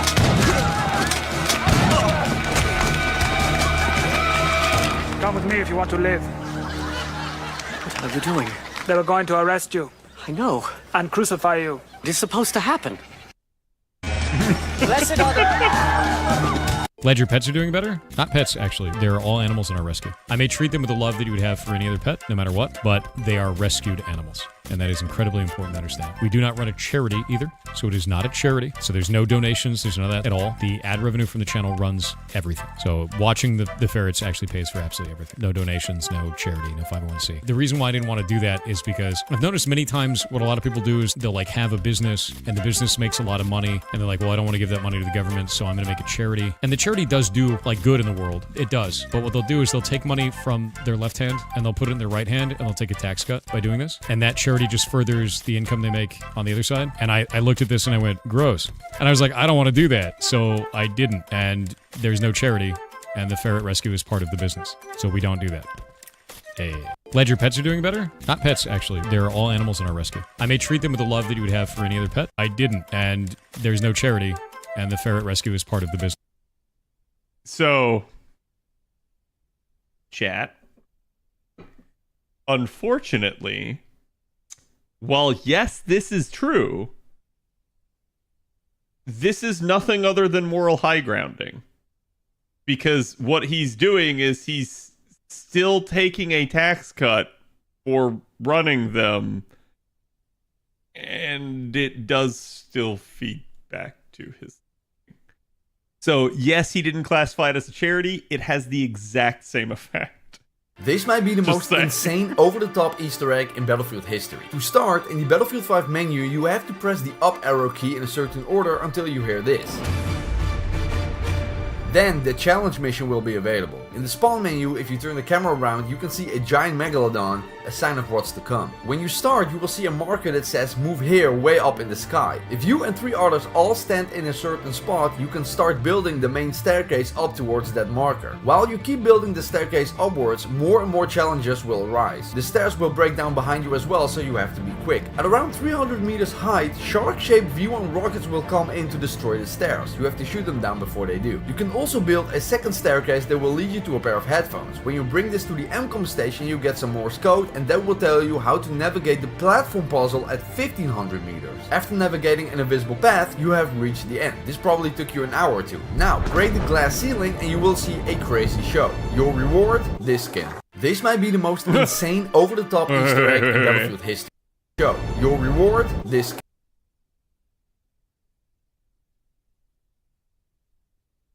I mean, that doesn't even look that good. You know, my friends up back home always called me Whiskers, because I'm curious like a cat. Oh, wow. Yeah. Hey, Will, I have a question for you. Okay. If you could choose to be freed from your horrible fate and be reunited with all of the ghost kids, or get eaten by a giant spider, what would you choose? I would choose to undo my fate and be reunited with all the other will-o-wisps. Oh, thank gosh. I thought you were going to pick the giant spider. I have a question for you. If you could choose between drinking a whole pitcher of tall, cool Budweiser or losing both of your legs in a terrible train accident, which would you choose? Well, that's a tough one, but I think I'd go with the tall, cool pitcher of Budweiser, you fucking psycho. Oh, thank goodness. I thought you were going to go with the train accident. Why would you think I would go with the train accident? I guess I'm just a worrier. That's why my friends call me Whiskers. You know, my friends up back home always called me... Do you know what cut shells are? During the Great Depression, a lot of people couldn't afford different types of ammo for their guns. So they came up with a way to take cheap birdshot shells and turn them into slugs that were way more expensive at the time. So let's make some cut shells of our own. So let's take our birdshot shell and find the center of it. It's easy to find on this one because if you shine a flashlight through it, you can see where the translucent wad with shot cup is. Now let's take our knife and cut a nice straight line into the shotgun shell that goes 95% of the way around the shell. You're going to leave that 5% of the shell intact just so it doesn't fall apart in your gun. Now we're going to test our cut shells, but first let's throw a regular slug downrange to compare it to. At 30 meters, our slug didn't have any trouble hitting the target. You can see the wad on the right and then the slug in the center. Now let's see how our cut shell does. And look at that, it had a little trouble ejecting because it's an odd size, but it comes right out, and there's the lower half of our hull. The straighter you cut these, the straighter they'll fly. Look at that, right on target. Is this legal? Do you know what cut shells are? During the Great Depression, a lot of people couldn't There's nothing wrong with, like, modifying your own shit as long as you don't turn it into something illegal. What I mean was a right to run a drug empire. Right. What do I have to do to make you believe me? Why'd you kill yourself, Walt? What? He's not getting off that easy. Jesus. Or do you think you're just gonna walk away from this thing? So... Never gonna happen. It's such a wild My scene. name is Walter Hartwell White. This is my confession. If you're watching this tape, I'm probably dead, murdered by my brother-in-law, Hank Schrader. Hank has been building a meth empire for over a year now and using me as his chemist. Hank had a partner, a businessman named Gustavo Fring. Hank had risen to become the head of the Albuquerque DEA. To keep me in line, he took my children. For 3 months, he kept them.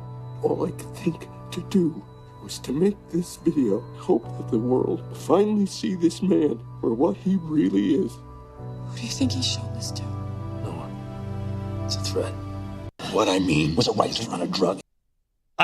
So I recently watched through, I haven't seen the last couple episodes of it, but I recently watched through the vast majority of Breaking Bad. It's a good show. There's a lot to it, but like, I came away from the show just being very angry.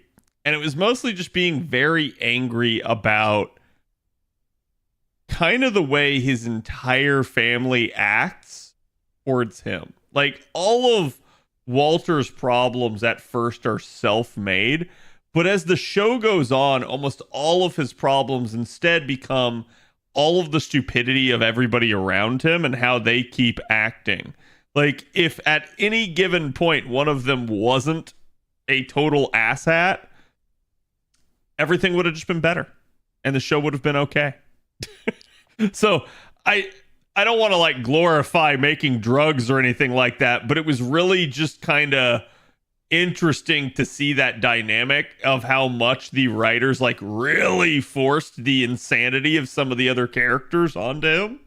and then how in the end it basically turns him insane. I'm sorry, but old lighters are just more than lighters. Heartaches, heartaches. My loving you meant only heartaches. Your kiss was such a sacred thing to me. I can't believe it's just a burning memory. Heartaches, heartaches. That's a cool one. What does it matter? That's cool too. Heartbreaks. I should be happy with someone new, but my heart aches. Oh, see, that's interesting. You were able to pull out the entire like lighter portion there, which is really cool because that's basically what modern lighters became.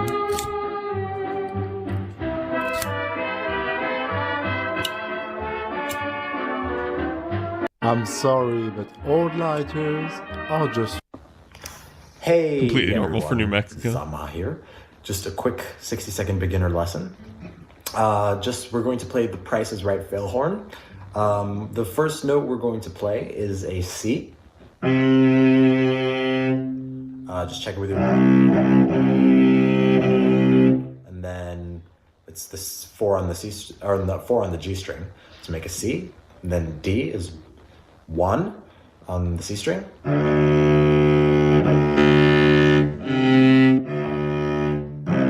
then just an open C. So. And then put it in rhythm. And now to add the slides, you can do an accent somewhere here on the D string. Right, so it would sound like this. It's been forever since I've heard this. Hey, everyone. Do they still have The Price is Right at this point, chat? Like, I know after Bob Barker passed, didn't they give it to, oh God, what's his face? But I just, like, I haven't seen The Price is Right in a long time. Morning, sir. Morning, John. I'm here on behalf of Vicky Brown. She's got some medical problems. She asked if I could come on her behalf. All right, so she's charged with making a right-hand turn on red. On red, yes. And there's a sign there in the corner that says right on red after stop. Right. And you say she stopped. Right. Now, were you in the car? No. Oh, how do you know she stopped? Well, she tells me. Oh. Well, today's your lucky day because we have a video of it. Here she comes. Here she comes. Here she comes. She stopped. All right, anything else you want to tell me? I guess not. Where was she going? She was going to the emergency room. She had breathing problems and ended up 3 weeks in the hospital. This was a visit to the emergency room, Right. and she was admitted? Right. Oh, well, that changes the whole complexion of what I'm going to do. Well, based on the explanation, I'm going to dismiss it, sir. Thank you. All right. Morning, sir. I like hearing stuff like that. Like, I do feel like everybody should be beholden to the law, but like, when there was a law broken like that and no one was actually harmed in the process,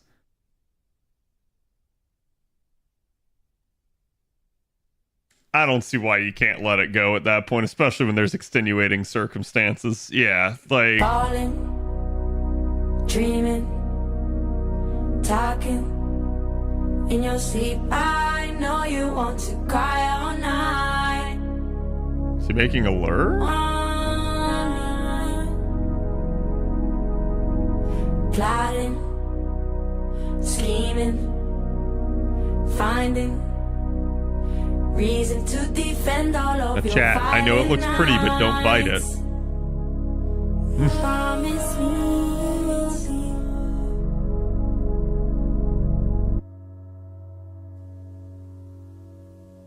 Don't you grow up in a hurry. Your mama be worried. Oh, it was all part of the story. Even the scary nights. Thank you for all of the glory. I didn't realize like this much work went into like creating one of these like this. You're trying to hide the hook itself, I guess. That's just kind of wild. Listen up, prospective time travelers. If you are stuck in the past and need to charge your batteries, you're going to need to build your own, and you're going to need these 3 rocks. The green rock is native copper, which I was able to collect in Michigan. Yellow rock is sulfur, which I found and collected just outside Death Valley in California. Okay, so we're trapped in the past, and we have to like walk to Michigan and then to Death Valley, which is called Death Valley because of its insanely high temperatures and propensity for, death. Let's hear where the third location is. The gray rock is sphalerite, the ore of zinc, which I collected in Wisconsin. The sphalerite needs to be... Okay, well, I guess at that point you start in Michigan, you go to Wisconsin, and then you go to Death Valley. And hopefully you don't do those two while it's like the winter. Smelted into zinc using a very specific type of furnace so that the zinc doesn't evaporate out. The sulfur needs to be burned out and the fumes reacted with water to produce sulfuric acid. Some of the native copper then needs to be dissolved in sulfuric acid, forming copper sulfate. One additional step is making a ceramic cylinder and firing it to make a porous earthenware container. The Daniel cell is then constructed by placing a zinc rod into a porous pot and then filling it with the sulfuric acid. This pot is then placed inside a copper pot filled with copper sulfate solution. Combined, this will form the Daniel cell, the first practical battery. To charge a modern cell phone, you'll need at least 50 of these. Listen up, prospective time travel. Or maybe, if you're a prospective time traveler and you travel back to the past, you take a fucking spare battery. I feel like, whenever you go on like any big voyage or trip, like you bring some sort of backup, some sort of emergency rations and supplies, anything that would help you get out of that terrible fucking situation should it occur. I feel like that's a logical thing. Hey, you're right, mate. What's the phone gonna do for you? That's a good point. Who the fuck you gonna call? Maybe it's like some special time phone that allows you to like dial into the future, but otherwise, I don't know. That's really stupid, right? Do you mind if I join you? Well, actually... Oh, cheers. Well, this is exciting. You're such an extrovert. Oh, you crack me up.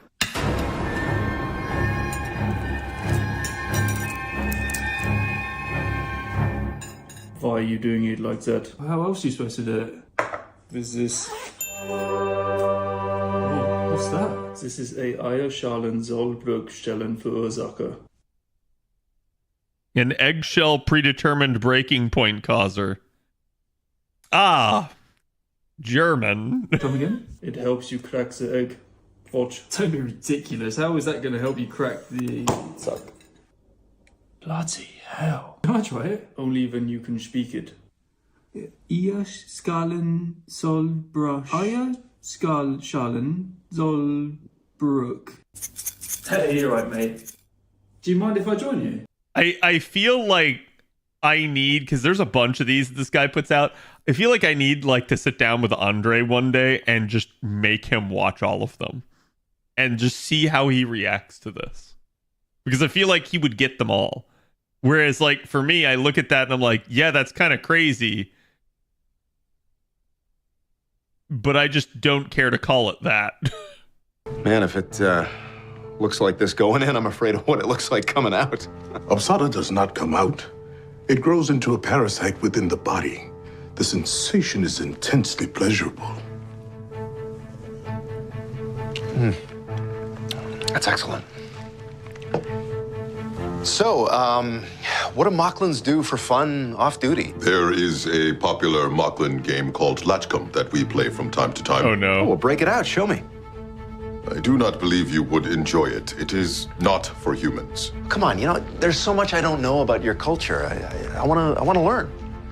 So this is from Orwell, and it's great. It's like more comedic, like Star Trek, but I love it. I actually enjoy watching it. I will pass the Latchcomb to you. Then you pass it to whomever you wish as quickly as possible. All right.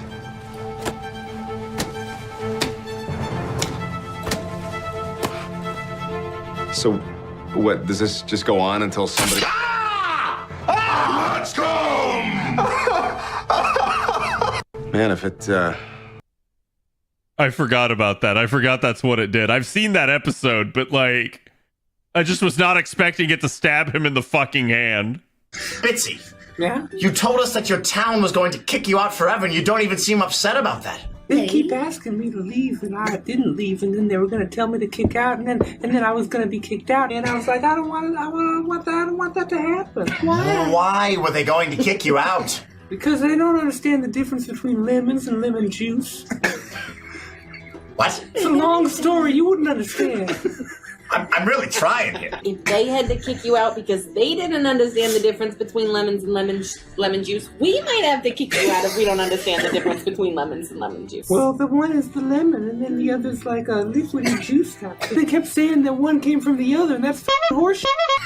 Clearly, the juice comes from the lemon, but once you squeeze the juice out of the lemon, it This is what they kept saying. That doesn't make any sense. I don't have any lemons on me, but if you squeeze that lemon and lemon juice came out, I wouldn't. All right, when we get to Click Clock, I am gonna blow your mind. Bitsy.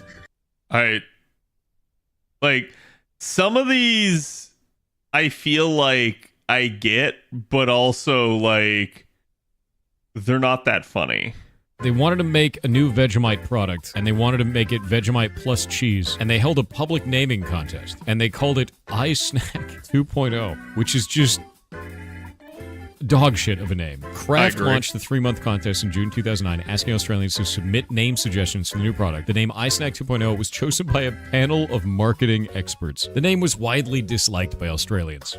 Good job. Who criticized it as silly, stupid, embarrassing, too American, and too computerish. What do you mean, Australia, what do you mean too American? I'm an American and I'm making fun of this shit. Too American. How dare you? After the backlash, Kraft held another online poll to allow consumers to choose a new name. The winning name was Vegemite Cheesy Bite. It's still bad. Why would you name it that? And then was rebranded after being acquired by Bega Cheese. And you know what they named it? Vegemite and Cheese. Why, in all of these horrible iterations, did you not just call it Cheesy Mite? What is wrong? I was going to say, that was the marketing in exact same thing I was thinking, is like, just replace the veggie and just put cheesy. Really? They wanted to make a new veg. Hey.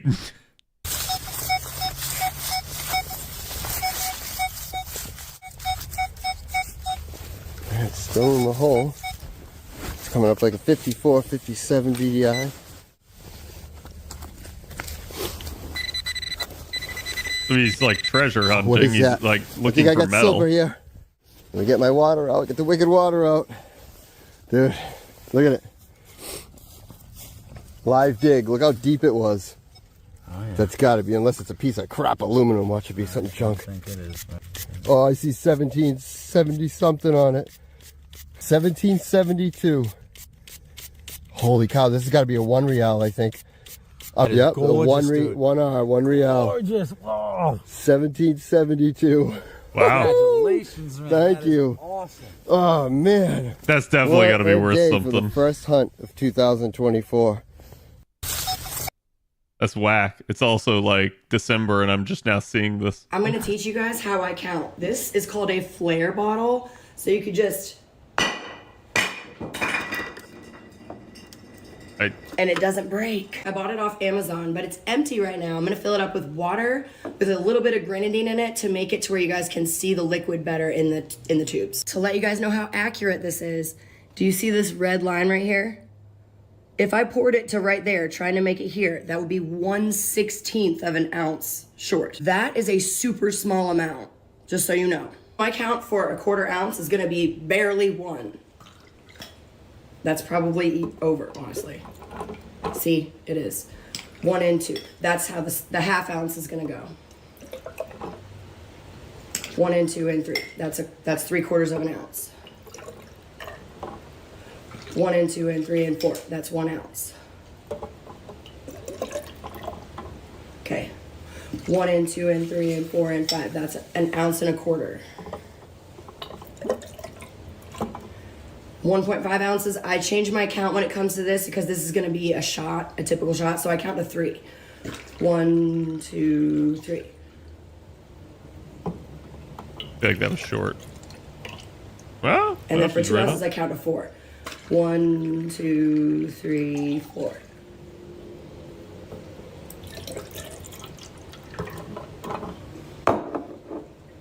Yeah. That's pretty freaking good. I'm gonna teach you guys how I count. Yeah, I mean, she This got it is off like a little bit on the first one, but everything else was pretty much in line. Like, I think the only thing that's weird to me is like, does it need to be so precise? Like, I guess it kind of does if you're making like a very specific cocktail, but if you're just pouring a shot, I don't know that anyone cares. In fact, go heavy-handed. I'm sure the customer will love you more for it. Septic tank risers should always have safety lids, but this has to be the safest safety lid I've ever encountered. Had to remove a section of riser to get the safety lid out, and there's our pump tank. I wonder how this has been getting inspected. Now let's open up the trash tank. I have yet to get my septic tank pumped out. Gave it the old shovel test. I weigh about 200 pounds, and this thing did not want to budge. I'm going to start by pumping down the aeration chamber. It had a nice little muffin brewing up top, but at least they gave me a big enough opening to clean it properly. Bro, why you call it a muffin? Of the aerator, and I'm going to rinse it off, and then I have to fill this chamber back up with water. While that's filling back up with water, I'm going to move over to the trash tank and start pumping down this thickness. Since it was super thick, I'm going to bring in the crust buster to mix up a poop smoothie. Oh! I really hate the shape of these tanks. It gives you a very narrow section to work with. And look at that, all that sludge at the bottom of the pump tank. You don't want that flying out of your sprinklers. Got everything pumped down, rinsed off. This customer I don't want that flying anywhere. Septic tank risers should always have... You said Gallifrey. Analysis of message.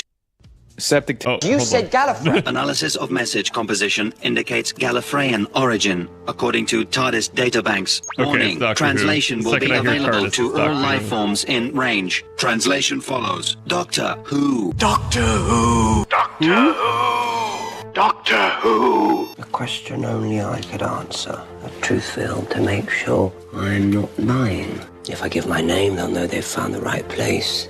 So I didn't realize he was a doctor, because he's like in House of the Dragon and other stuff now. In fact, I think he's the villain in Morbius as well. And that it's safe to come through. I did know he's British, though. Okay, so what then? The Time War will begin anew. You know that, Doctor. They're asking for my help. And if you give it, war will be the consequence. I will not let that happen at any cost. Speak your name, and this world will burn. Is he like done being the doctor now? What's it called? Trenzalore. You said Gallifrey. Analysis of message. You think you can come here, become a daddy? Thor's not playing around, bro. Yeah, I've heard. Did you know that you can take an old 12-volt DC power supply that plugs into your wall and attach some alligator clips to the end? Use some fingernail polish to make a stencil on some steel. And when it dries, take a solution of salt and vinegar and make an electrolyte solution. Add a bit of cotton. Plug in the power supply, and attaching the positive lead to the steel and the negative lead to your cotton, you can etch right into that steel. Clean up the steel with some acetone, and you have an etch that is deep and very pronounced. You can use this on your maker's mark or anything else that you want.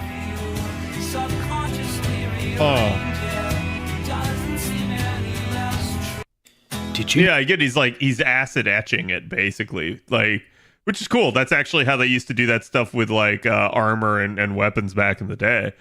It's just like, I don't know. I guess I've like never been in a position where I would need to like etch one of my own tools like that. It's cool though. It's nice to know. Max level before you could do ranked. And what happened was every time you beat a game, you got 1 game's worth of experience. Unless somebody voted positively on you because you were a nice person, then you got 2 games. And if 2 people voted on you, you got 4 games worth. And if 3 people voted on you, you got 8 games worth. And it capped at like, I think it was 32 games. It was really, really interesting. Now, once it capped, you started getting extra rewards. And the rewards were really good. And here's the thing, if you queued up with a friend, they couldn't vote on you. You had to find someone randomly through matchmaking, and they had to vote on you as a real vote. And it couldn't be cheesed with your friend. I mean, that's actually how, like, Overwatch handles their whole system. Friends list. Couldn't be changed that way. So what happened? Everyone was nice. And that is exactly not what happens in Overwatch. Because if you were mean, you had to grind to max level for 10,000 years. Yeah, like, without knowing more about this, I don't know, right? But, like, just because you put something there, you can, like, get people to behave in a certain pattern by incentivizing it. That, like, it's the carrot and the stick argument. Does it work better by, like, whipping the person or by giving them a treat? Always going to work better by giving them a treat. Always. 10 out of 10 times. That will always be the best motivator. However, what happens when they don't care about the treat? Or the treat has less value than maybe you thought it did? Then this becomes mixed. And then it becomes maybe the better solution is the whip rather than the treat. But that's still not a good thing. You don't want to have to use the bad solution, right? You want to use the good solution because it's better and it makes people like it more. I've seen this a lot with, like, game design, and I finally saw it in the PoE 2 stream, interview that the game designer did with, ironically enough, with Legendary Drops. And he was talking about how finally he thinks that in the gaming community that everything is coming around to developers beginning to trust and having to trust their community. And this is something that I've said for years now, and you guys have heard me even say it on stream, that, like, the way games used to be designed is they were designed not to shackle you to them, but instead to let you go free and to basically allow you to, again, participate in them as you wished, as you will, and then leave and go do something else. Because the reason is, if you've made a good product, if you trust in what you've made, you know it's good. And you know that even if someone stops playing it, odds are they're going to have a good positive perception on it, and they themselves might come back, or they themselves might go tell their friend about it and they'll go try it out. This is as opposed to when you shackle people to your game, when you force them to play, eventually people break their shackles and they don't want to continue to play. So doing things in the negative way almost always has the same outcome.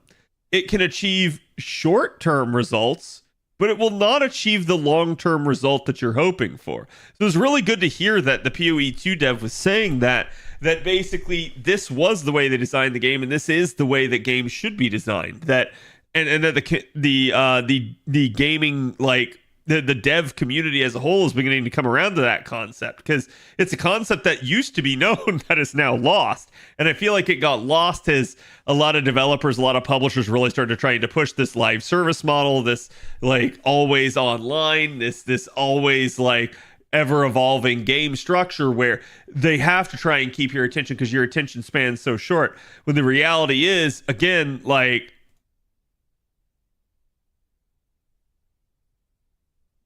I'm back here playing Baldur's Gate 3 again.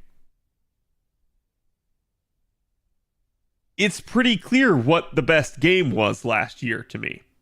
This won't be true for everybody, but it's a sign of good design when your game is so beloved that I will just keep coming back to it despite you not forcing me to. And that's the truth of the matter. It's when you design a product right, when you keep the consumer in mind and you don't try to force them, it works out well for you. So it is what it is. Anyways, that's a good thing to end on, I suspect. So, chat, thank you guys for hanging around with me. Hope you guys enjoyed watching some YouTube shorts today. I thought it was pretty fun. Let me see who all's on tonight. I am seeing a Mr. Foxforus. Let's send some love his way. And again, I hope to see you guys tomorrow. I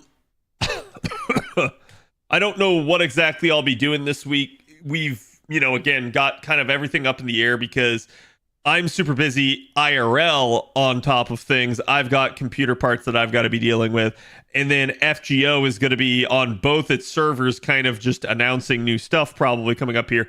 Expect a Carnimus announcement, again, soon. If not tomorrow, then probably the day after at the latest. So that will be coming. I will be trying to get those videos out. But again, thank you guys for watching as always. If you haven't already joined the Discord, feel free to, follow me on any number of other social medias as well. And go give Mr. Phosphorus my love. And I will be back tomorrow.